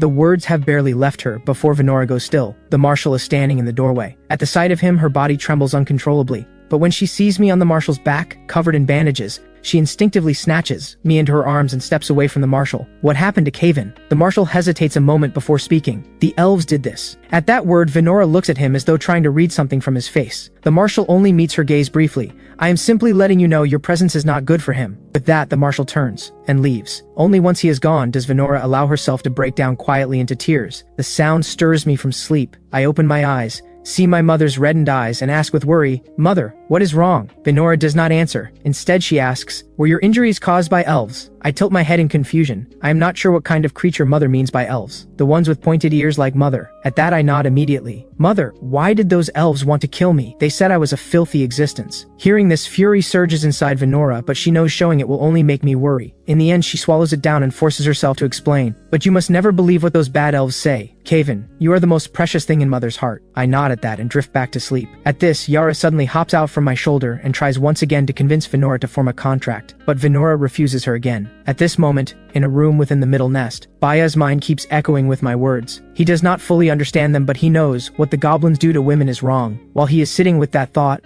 a pair of hands gently rest on his head, and a voice offers comfort. Do not cry. Baya looks up at Tessa, and his eyes go resolute in an instant. Thank you. I will get you out, I promise. Even now, Tessa cannot bring herself to believe that the goblin in front of her will really let her escape. Just then, a violent banging erupts from the room next door, along with a goblin's voice. Hey, get out here. Was it you that killed Gok, you little wretch? Baya's ears prick up immediately. Beside him, Tessa flinches in fear and shrinks into the corner. Baya takes her hand and tries to comfort her in a trembling voice. As long as we do not go out. The words are not even finished before a woman's scream cuts through the wall. At the sound of that anguished cry, Baya's body begins to tremble uncontrollably. Seeing his fear, Tessa grips his hand tightly. Please stay here, I am frightened. But the next second, he slowly loosens her grip and charges toward the room next door. The moment the door swings open, he slashes at the goblin's arm with his dagger. A shriek follows, and Henry releases his grip on Vera's throat, then drives a kick into Baya's stomach. Baya loses control of his body in an instant and crumples to the floor. Henry looks down at Baya with a grin. If I recall correctly, you have a little slave of your own, do you not? Hearing that he intends to go after Tessa, Baya's eyes go wide and he struggles to get up. Henry is visibly pleased by the reaction, and signals one of his subordinates to go inside and bring her out. Before long, the goblin drags Tessa out. She is clearly struggling against them. Then she looks over at Baya lying on the floor, and her eyes fill with despair. Baya sees this, ignores his injuries, and immediately charges forward. But Henry barely raises his foot, and Baya is sent flying. Baya lies on the ground watching as the goblins tear at Tessa's clothes. He weeps, pleading, please, please let her go. Deep in the underground metal corridor, firelight reflects off one leering face after another. A group of goblins. Cruelty and hunger gleam in their eyes. Surrounded by them, Tessa trembles helplessly. Those eyes, once so clear, are now filled with nothing but fear and despair. Baya looks up at her. She is still a child. In this moment, their eyes meet. Through the film of tears blurring her gaze, Baya seems to read an accusation against his meddling. If he had not overstepped his ability and stepped in, none of this might have happened. Tessa would not be here suffering like this. Baya's heart is flooded with guilt and regret. He hates his own powerlessness, hates the impulse that brought him here. With that thought consuming him, he lets out a cry of anguish, and tries to beg the goblins, pleading for them to spare this innocent little girl. But the goblins act as though they cannot hear him, and keep closing in on Tessa. Baya struggles with everything left in him, trying to break free and reach the little girl, but his strength is nothing against them. Just then, a figure bursts out from the side. Vera, seeing that the goblins would not even spare a child this small, is overcome with fury and indignation. Ignoring her own wounds, she throws herself forward without regard for her safety, trying to stop the goblins. But Henry only sneers and drives his foot into her abdomen. You still have time to worry about others? Brave as Vera is, her strength is nothing before a higher-order goblin. A single kick sends her crashing to the ground. She clutches her stomach, groaning in pain. It hurts. She forces herself to look up through the pain, staring at the goblins closing in on Tessa. Her heart is full of fury. She cannot understand how cruelty like this can exist in the world. But how could those born to privilege ever understand? Cress, hiding in the corner, watches all of this with a cold expression and no intention of intervening. This kind of thing happens regularly in certain dark corners of the world, the slums especially. She could save the people here, but what about the women still locked in cages elsewhere? Her priority right now is to collect and relay the map intelligence. Cress tightens her fist. Just a few more days. Once I get this intelligence out, it will be the death of these goblins. But a sharp grating sound of metal scraping cuts through the silence, and Vera's attention is yanked toward it. She sees a goblin, scarred all over, with a torn ear, dragging himself across the floor with what little strength he has left, and yet his eyes still burn with determination. Even gravely wounded, he keeps moving towards something. Vera suddenly remembers the moment Baya came to save her, and she thinks of me, the goblin who helped her. Perhaps not all goblins are evil. In that single instant, Vera makes up her mind. She gently closes her eyes and presses her palms together. A soft white light slowly radiates from her palms, pure and warm as moonlight. Henry's eyes narrow with curiosity as he watches Vera. The next moment, an intricate magic circle begins to materialize beneath her. In the flickering of the light, a mysterious force seems to stir. At this very moment, Baya watches helplessly as Tessa is about to be violated by those cruel goblins. He lets out a howl of grief and fury, his voice full of despair. He hates himself for being so useless, unable to protect even one innocent child. Just as he is on the verge of total despair, a blinding white light suddenly descends from above and enters his body.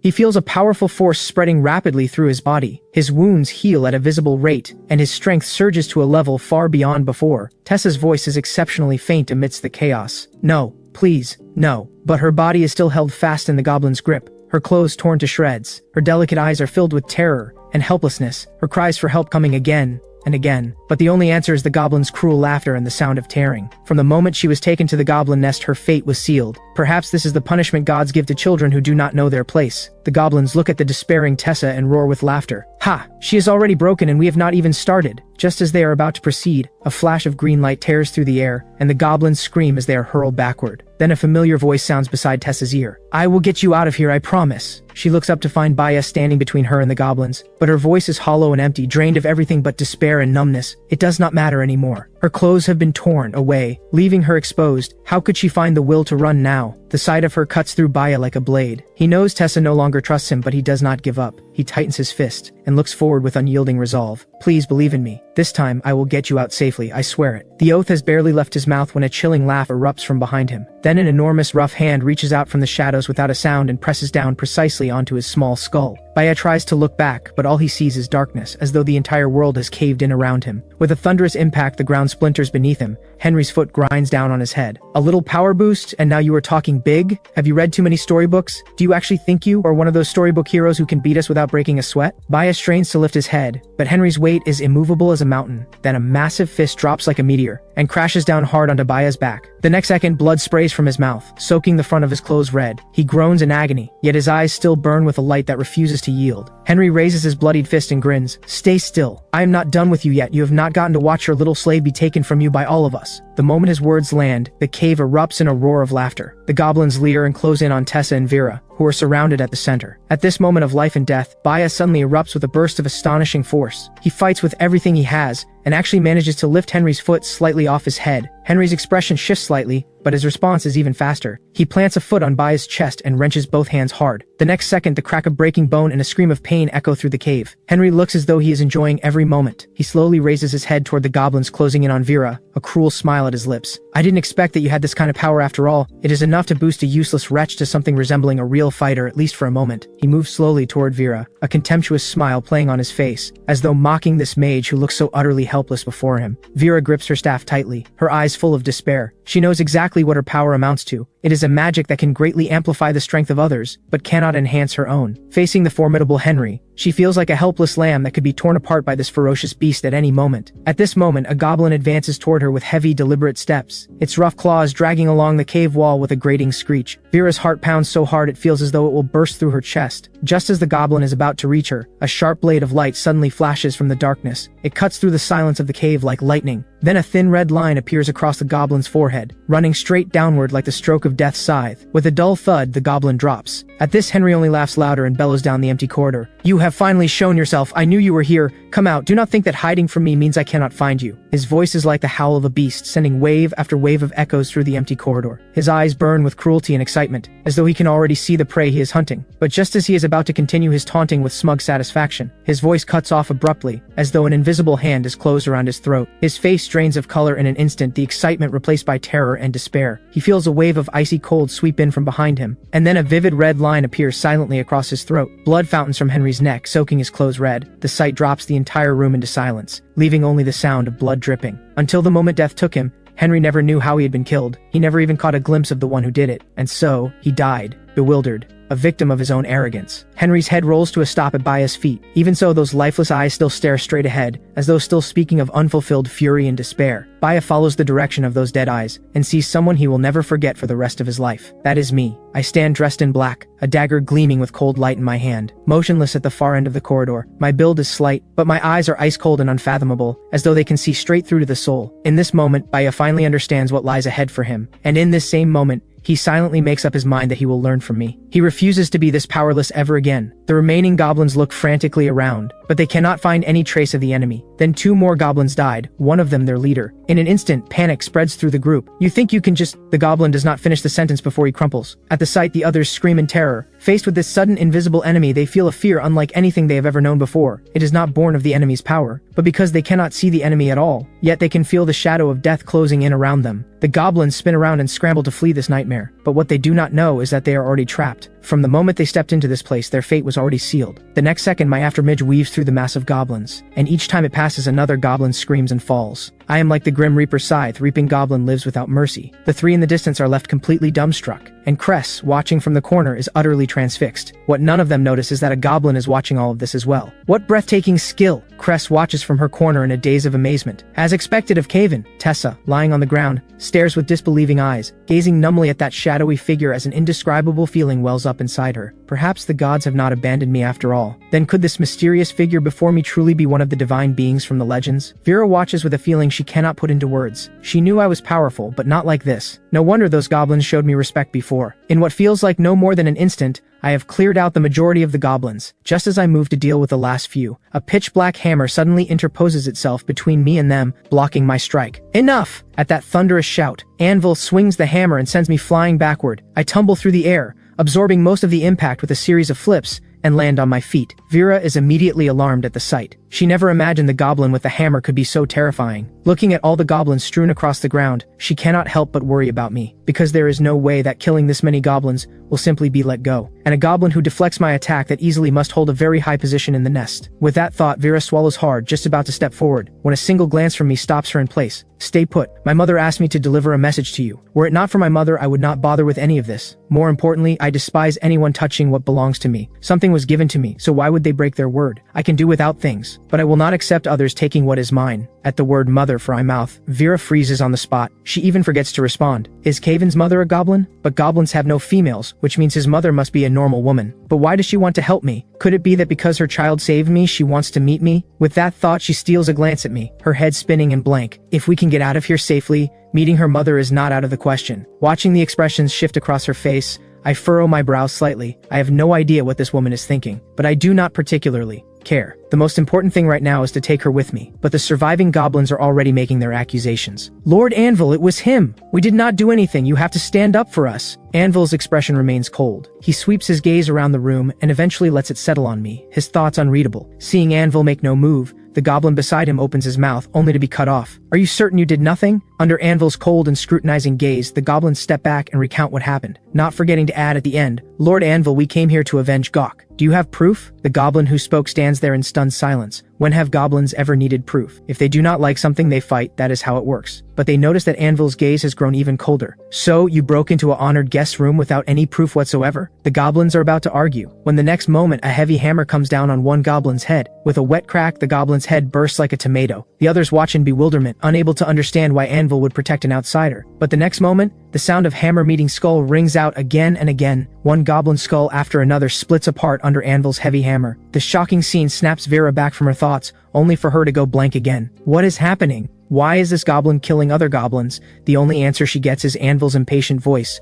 Why are you all still standing there? Get away! I am about to leave, when something crosses my mind. I look back at Anvil. Why do you do things you do not like doing? No reason, and whether I like it or not is none of your concern. His answer leaves me with a quiet, faint feeling of disappointment. It is because this goblin reminds me a little of someone I once knew, a comrade I trained alongside in my past life. That person was strange. Right up until the moment I killed him with my own hands, he never answered my question. He just smiled and touched my face. With that thought, I glanced toward the corner, then take Vera into the room. Baya, picking himself up from the floor, watches me go into the room, and shifts his gaze to Anvil. He is just about to say something, but Anvil cuts him off with a sharp reprimand. In the end, Baya enters the room with Tessa's support. Once everyone is gone, Anvil doubles over and vomits on the floor. No matter what, it seems he still cannot get used to this. That is why he always stays at his master's side, making weapons. He had once thought he would never have to deal with anything like this his entire life. With that thought, Anvil wipes his mouth and lets out a bitter smile. Who could have imagined it would come to this? Then Cress's laughter drifts through the air. You really are useless, aren't you? I never expected that a goblin so famous for brutality would have a problem like this. Cress covers her mouth to stifle her laughter, eyes full of mockery. Anvil wipes his mouth again with no intention of rising to the bait. You are still here? Not leaving? Or perhaps you cannot get out? At his jab, Cress bristles instantly. What do you mean I cannot get out? She curses inwardly. How does this goblin know? Seeing that he has gotten to Cress, Anvil allows the faintest upward curl to touch the corner of his mouth. Then something comes to mind and his expression turns serious. I hope you will honor the agreement. At those words, a flicker of something like pity crosses Cress's eyes. They said they would. Anvil nods, stamps his foot on the ground, and calls out, Gulper! The word is barely landed before an enormous strange mouth rises slowly from the ground and swallows up every goblin body along with all the blood,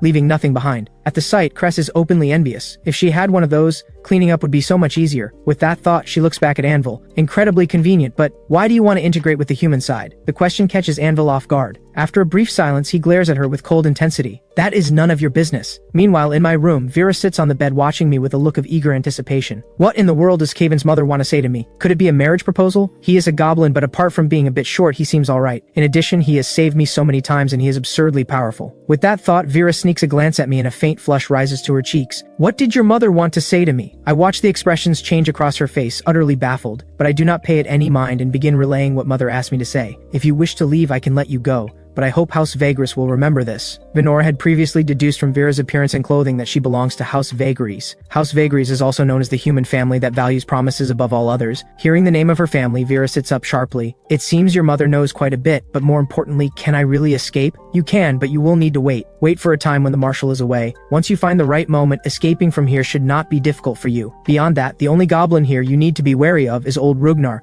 but he stays deep underground and has no reach up here. Moreover, even if you cannot beat him in a fight, it is no problem for you to escape. The marshal is a different matter. Against him, there is simply no opening to exploit. With that, I add without thinking. One more thing, my mother asks whether you would like to meet her before you leave. Hearing that my mother is the one who wants to meet her, Vera's head goes completely blank. At that very moment, the door rattles. Vera quickly gets off the bed, ears burning red, and goes to open it. But when the door opens, it is Cress, waving at me with a grin. I give her a brief glance, and take a folded paper from my storage ring, tossing it to her. Vera sneaks a look, and sees that it is unmistakably a map. Could it be a map of the nest? If that is really what it is, what is the relationship between Kaivan and this woman, and what role does each of them play? Even by her estimation, I am becoming harder and harder to read. Once she has the map I tossed her, Cress nods enthusiastically. Incredible, with a map this perfect, I can finally get out of here. Overcome with excitement, she moves to throw her arms around me, only to find my dagger pressed against her throat. She immediately throws her hands up. Kaven, I did not mean anything by it. I am just happy. You did not mean anything by it, and you still did that to someone? At that, Cress looks between me and Vera with a meaningful gaze. Well then, I will leave you two to it.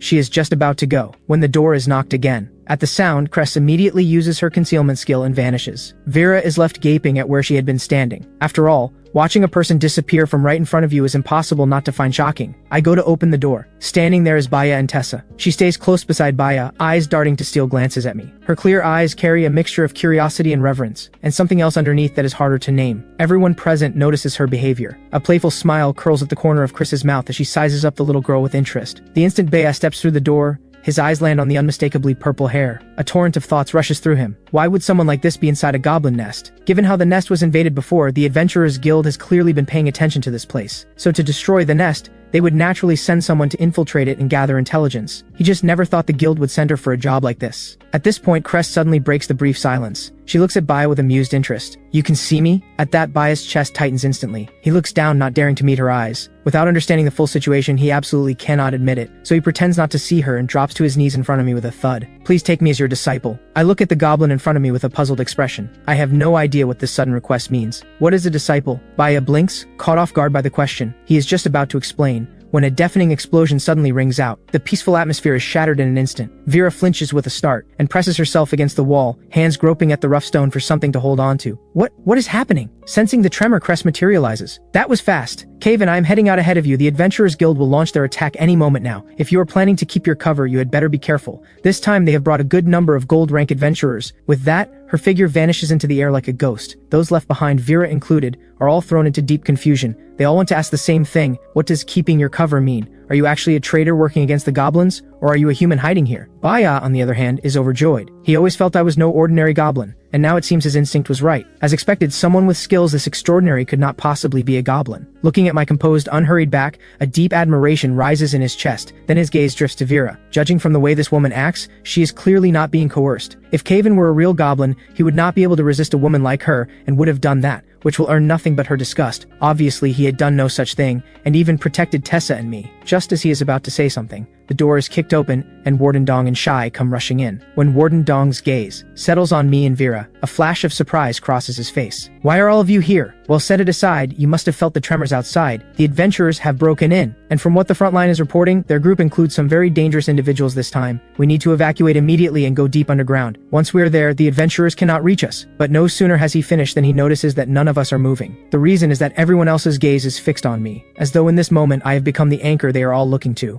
Warden Dong is visibly taken aback by this. He looks at the two women, then at Baya. and a flicker of puzzlement crosses his thoughts, but he quickly pushes it down and turns to me. Caven, is there something? His tone carries a note of hope that I will be reasonable and not do anything rash. I blink slightly, feeling everyone's eyes on me, a faint puzzlement rising in my own chest, but I quickly set it aside and focus on the current situation. The situation right now is perfect for taking Vera out of the nest, but according to Warden Dong, the adventurers appear to be coming in from the front. Going out now would mean running directly into their main force. I am not so arrogant as to think I can evade them while protecting someone, especially without knowing the strength of what we would be facing. So I make my decision and tell Warden Dong, we will go with you. At those words, Warden Dong quietly lets out a breath of relief. He immediately turns and leads the way at the front, occasionally glancing back at the two women and the goblin following behind me. For a moment, a flicker of confusion and doubt stirs within him. In the deep underground passage, the heavy footsteps echo alongside faintly tense breathing. They move quickly toward the lift pod gate that marks the entrance to the Goblin Forge. In the shadows beside the gate, a silver figure stands in silence.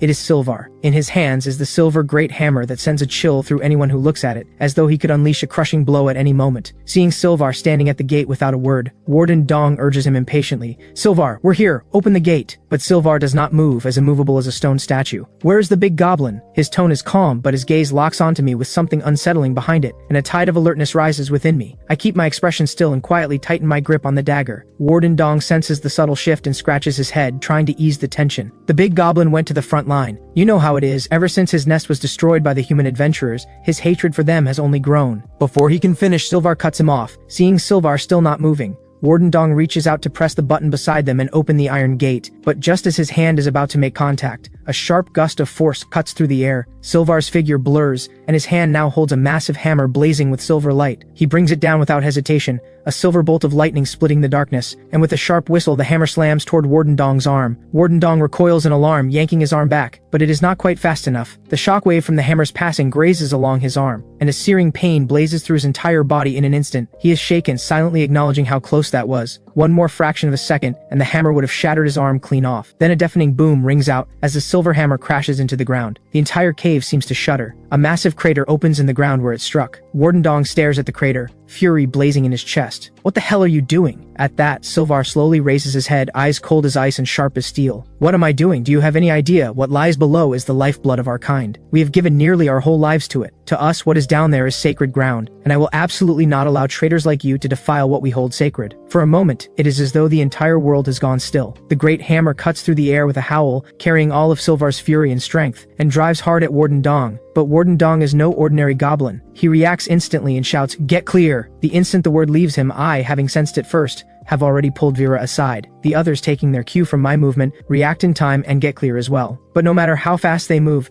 the terrifying pressure wave cannot be fully escaped. The hammer itself misses, but the terrifying force it carries sweeps through like a tornado, tearing chunks of rock into its current. The hammer finally slams into the cave wall with a bone-shaking crash. The entire cave trembles under the impact, and looking at what lies before them, a chill runs through Warden Dong. He glares at Silvar and shouts, "What exactly are you doing? And what do you mean by calling us traitors?" Silvar raises his head with cold composure and looks at Warden Dong. A cold light gleams in his eyes. "Every weapon in the armory below has vanished. And then the human adventurers just happened to attack our nest. You call that a coincidence?" At that, Warden Dong's face goes slack with disbelief. "What? All of the weapons in the armory are gone? You play the part well. Other than your group, no outside goblin has entered that area. This time I will not fail." Giving them no chance to explain, Silvar slowly raises the silver hammer, and the very air seems to solidify under the weight of his presence. Then a blinding flash of fire suddenly erupts from behind Silvar, like a fire dragon thrashing through the darkness. Then a deafening explosion rings out, and the entire cave seems to shudder at once. The ground heaves violently beneath the blast, and its center is the lift pod directly behind Silvar. "No, it cannot be." Silvar's voice is small and desperate against the roar of the explosion. He turns around with trembling hands, and sees the lift pod behind him swallowed in roaring flames. Just then, a brash laugh rings through the cave. "Ha ha! This is the place!" As it fades, dozens of figures emerge slowly from the darkness. Their clothing is varied in color, but every one of them radiates a powerful presence. Warden Dong's face drains at the sight. He never imagined the adventurers would arrive this quickly. In this moment of crisis, I make my decision instantly. I scoop Vera up without a moment's hesitation and charge toward the exit. The adventurers see this and burst into exclamations. They never expected that the moment they arrived,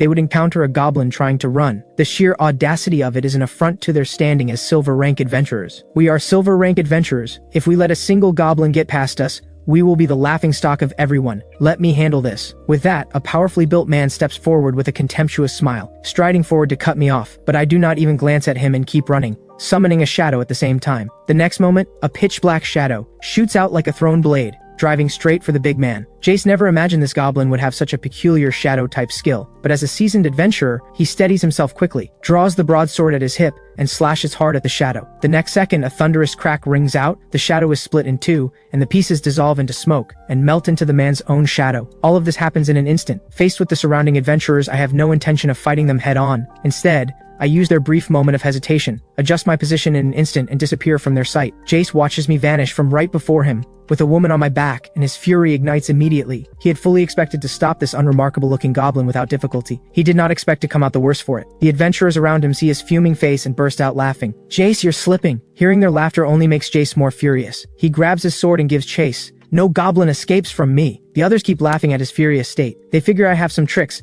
but there is no way I can stand up to Jace. After all, Jace is a silver rank adventurer. His strength is nothing to dismiss, so they have no interest in pursuing me themselves. There are still plenty of goblins here that look like they will put up a more interesting fight. Seeing the situation has deteriorated, a flash of resolve crosses Warden Dong's eyes. Split up! The goblins around him are already poised to scatter. Of them all, Shai is the fastest. Almost the instant Dong's order lands, Shai is already shot off like an arrow toward a predetermined direction. Meanwhile, I run into a small complication. Along my escape route, I come across a group of adventurers. They leer at me, and close in like hungry wolves, intent on catching us both. Just as they are about to reach me, an enormous dark mass rises from the ground, and plants itself between them and me. It is a massive hammer formed from concentrated mana, radiating a presence that chills the bones, as though it could shake the very earth. The adventurers are driven back step by step and can only stare at Sylvar in shock. Sylvar slowly raises his head. "You want to pass? Then step over my corpse first." Someone among the adventurers laughs first. What is this goblin on about? But Sylvar is not shaken in the slightest. His eyes burn with undiminished resolve, as though he is channeling every ounce of his fury into strength. "You savages who know nothing of science and technology, do you have any idea what you just destroyed? That was over a decade of our labor. A home built with our blood and sweat. You foolish humans, I will make you regret ever setting foot in this place." As his roar fills the air,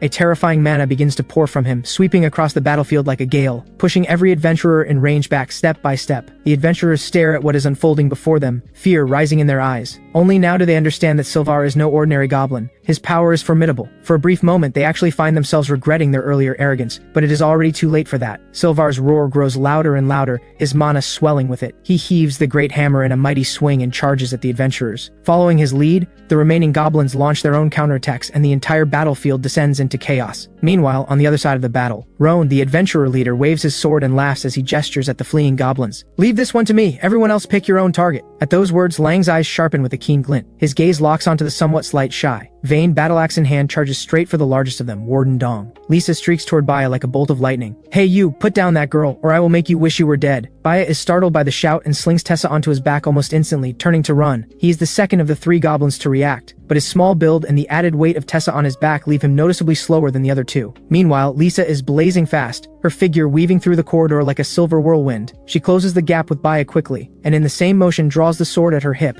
leveling it at him. Baya feels the sharp sword energy at his back and his face goes white in an instant. A wave of despair surges through him. Is this how it ends for me? Perhaps dying like this is not so bad. They are human. If I hand Tessa over to them, at least she will be safe. Perhaps it is to save himself. Perhaps it is concern for Tessa. He pushes Tessa forward, placing her between himself and Lisa. Lisa is startled by his movement and immediately sheathes her sword, catching Tessa in her arms. She never expected the goblin to use the girl as a shield. Baya uses the opening and runs away. Lisa watches his figure shrink into the distance and tightens her fist with fury. Then she turns to Tessa with concern. "Are you all right? Are you hurt?" Tessa stares at Lisa blankly, repeating the same words. "I am fine." She does not actually know what Baya was thinking when he pushed her away. She only knows that she has been abandoned again. Looking in the direction Baya disappeared, a strange feeling wells up from somewhere inside her. Lisa is just about to say something comforting when Tessa speaks first. "I am fine. How could anything be wrong with me?" She looks up and gives Lisa a bright, innocent smile, but that smile makes Lisa's skin prickle, a sense of unease rising in her chest. Everyone knows that people rescued from goblin nests, man or woman,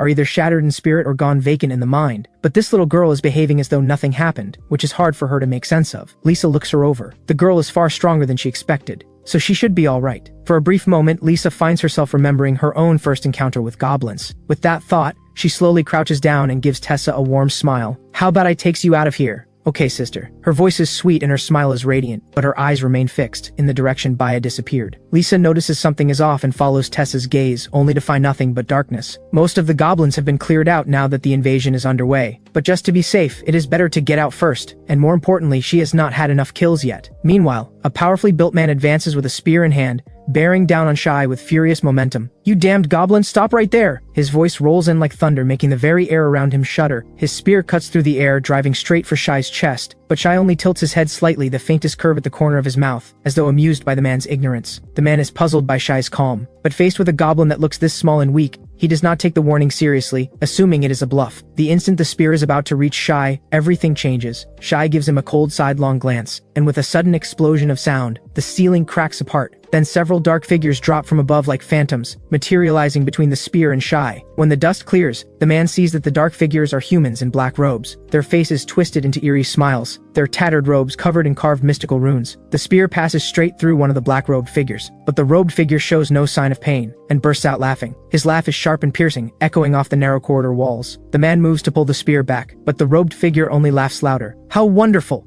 This gate of passage was prepared especially for you. Feel the power flowing in from another world." With that, he actually places his hand on the spear and strokes it back and forth, as though savoring the sensation of pain itself. His face radiates satisfaction, as though the wound gushing blood is merely part of his performance. The man's scalp crawls at the sight. He has never faced an opponent this deranged and sinister. He can only grit his teeth and say, "You are from the Gate of Verity." And without pausing, he tightens his grip on the spear and wrenches hard. The next second, the spear surges with tremendous force, and tears a massive hole through the robed figure's body. But shockingly, the figure does not seem to care at all. A massive red flame erupts from the wound, blazing like hellfire, beginning to consume his own body without mercy. "Now you know what we are. Why not join us? Become a disciple of the Gate of Verity?" The man roars with fury and swings the spear again, driving it straight for the robed figure's heart. "I would never join you lunatics." Just as the spear is about to pierce through, a deep crimson flame erupts from the figure's chest and melts the spear in an instant. The firelight makes the robed figure's face look even more hideous and terrifying. "Come, embrace the Gate of Verity." The words have barely left him before he transforms into a massive figure of living fire and lunges at the man. The man tries to flee in terror, but the robed figure seizes him tight. The flames spread across the man's entire body, swallowing him in unending agony. "You damned cultists, do not think you are getting out of here. The gold-rank adventurers will not let you go. They will all return to the embrace of Verity. Every person here, every living thing, even the goblins are no exception. Let us all return to Verity's embrace. Welcome the truth." As the words end, even more terrifying flames erupt from the robed figure. The man thrashes and screams, but it is no use. He can only pull all the water from his storage ring and pour it desperately over himself. But the flames seem to have a will of their own,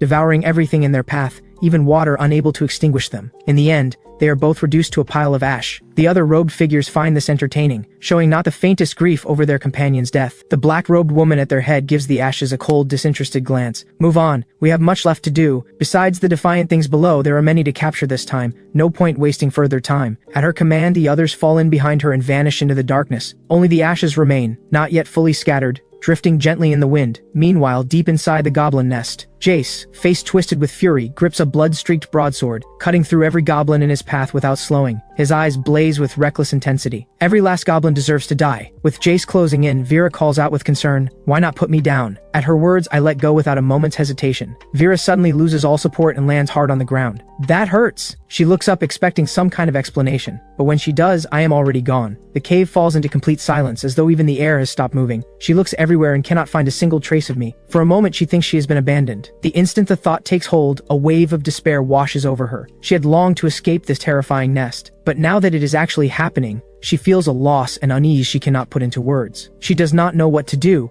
and can only sit there on the ground crying quietly. Just then, she hears a faint sound nearby, and at this same moment, Jace, who has been chasing me all along, catches up. He finds that the strange goblin has vanished, leaving only a woman. When his gaze falls on Vera, the angry flame in his eyes transforms instantly into one of greed. Vera's graceful figure and striking beauty are made even more alluring by the moonlight. Jace swallows, an unnameable impulse rising within him, and he instinctively closes in on Vera. Sensing the blunt, naked greed he is radiating, Vera feels a surge of panic. She draws herself up and tries to keep distance between them. What do you want? What do I want? Isn't it obvious?" He reaches out with a rough hand to grab her. Vera recoils and struggles to get away from his grasp, but her resistance is no match for him and only seems to fuel his desire. Just as he starts tearing at Vera's clothes, a cold gleam flashes through the air, followed immediately by a shriek. "It is me. I have been watching from the shadows all along." My blade crosses Jace's throat. Blood sprays across the stone wall. I give the body on the ground a dispassionate glance and turn to Vera, who is slumped on the ground. "Leaving now?" Hearing this, Vera's face lights up. She instinctively moves to throw herself at me, but I sidestep her neatly. She ends up face down on the ground, rear in the air. I show not the slightest appreciation for the view. I simply ask again, Are you leaving or not? At that, Vera scrambles up immediately, the hand that had been reaching for me, dropping back to her side when she meets my cold gaze. Just as we are about to step out of the exit, I sense something, and pull Vera to a hard stop. Almost simultaneously, 3 groups converge at the junction on the second level. I take a step back, eyes sharp as I take in both the black-robed figures and the human adventurers. A brief silence falls, before Amy from the adventurer side breaks it. Are you from the Gate of Verity? Are you those cultists? Recognizing them, Amy and her companions go on high alert instantly. They direct nearly all their attention toward the cultists, because compared to these cultists, I am a far lesser threat. Goblins can always be killed later, cultists are another matter. All the more so since Amy is a priest, and she has a particular loathing for cultists. Only Morris stands staring at me, oblivious to everything else. Just then, the black-robed woman addresses Amy's group. Move aside, and if we do not, then you will all return to Verity's embrace. At that, a faint holy light begins to radiate from Amy as she raises her fist. Oh, then allow me to send you down to meet this so-called Verity of yours myself. Seeing that a fight is about to break out, my eyes sharpen, and the instant the clash begins, I seize the opening, scoop up Vera, and shoot straight through the gap between them. The instant I move, Morris releases the slash he has been building, aiming it straight down at me. Dita, who noticed Morris's state early, sees him in order to kill a goblin, about to cut down an innocent young woman along with me, and in his shock cannot hold back a shout. Morris! Morris hates goblins most, but at least he has always maintained the most basic line a person will not cross, never taking an innocent life in pursuit of a goblin. And yet now, for the sake of killing me, he is not hesitating for even a moment to cut down a young woman. Dita wants to stop Morris. He does not know what has possessed Morris to act this way, but he knows that if Morris goes through with it, he will regret it. He cannot let it happen, but it is already too late to stop it. As that silver-white blade arc cuts through the air, the blessing in Vera's hands is building toward release. After what Jace did to her, she no longer trusts the adventurers here as she once did. She is just about to call out a warning to me, when I hoist her entire body and launch her forward. In midair, she releases the light and it lands on me. In that instant, my body feels significantly lighter, and my strength surges considerably. But before I can fully feel it, the slash comes crashing straight down at me. The instant it is about to connect, my body rapidly darkens and the blade passes cleanly through. Seeing this, Morris reacts immediately. He throws a transparent sphere, and a blinding radiance erupts from it, driving me out of the shadow. The next second, a broadsword launches from my hand and flies toward Morris. He lets out a cold laugh and tilts his head to let it graze past his face, but as it passes, he catches the smell of gunpowder. He takes a closer look. There is explosive strapped to the back of the blade. Before he can react, the blast smoke engulfs him completely. He is just about to swing his blade and cut through the smoke. When a flash of a blade cuts through, he looks more closely. It is a pitch-black shadow. Looking at the blade in the shadow's hand, everything becomes clear to him at once. I had used his thrown light sphere to merge my shadow into the shadow of the thrown blade, using the blade's flight as cover for a shadow assassination, and the explosive strapped to it had kicked up smoke to obscure his vision, creating an opportunity for the shadow to assassinate him, one move after another. With this realization, his resolve to kill me only hardens, no matter the cost, against the shadow that comes at him again. He cleaves it in two with a single stroke, and I use that brief window to slip away. Losing track of me, Morris comes to a dim realization. I may have been buying time from the very beginning. But then the world voice starts chiming in his head again and again. Traces of the Goblin King candidate detected. Your personal skill Goblin Bane activates. You have located the Goblin King candidate's trail. A tracking marker has appeared in your mind. Note, if the distance exceeds 10 kilometers, the marker will disappear. I will not let you escape again, Morris growls. Dita reaches out and grabs his arm. Noticing that something is wrong, Dita speaks with concern. Morris, what is going on with you? Our enemy right now is the Gate of Verity, and what in the world were you just trying to do? You almost... But Morris yanks himself free of Dita's grip in an instant. All that exists in his mind right now is to kill me. No matter whose life it costs, he will do it without hesitation. He charges after me without looking back, not sparing his teammates so much as a glance. At the sight of this, the cultists laugh even louder. Even your captain has abandoned you. Why not join the Gate of Verity? Amy responds by punching the speaking cultist into the ground. What are you blabbering about? We are more than enough to deal with the likes of you. Dita trusts Morris. He is our captain. Fiona glances back at Dita, who is standing frozen. Dita nods instinctively. It is the first time he has ever seen that expression on Morris's face. It has not yet taken root? What are you talking about? It makes no difference. A year from today will be your day of death. Come back with us now for judgment. There is still time. In response to what Amy says, the saint from the Gate of Verity gives a quiet laugh. Go back? So you can deliver me to your god as a slave? Can your kind truly not satisfy him yourselves? How dare you slander the divine? Amy raises her divine force-wrapped fist and swings it at the saint, but her fist that could shatter the earth itself is blocked by the saint.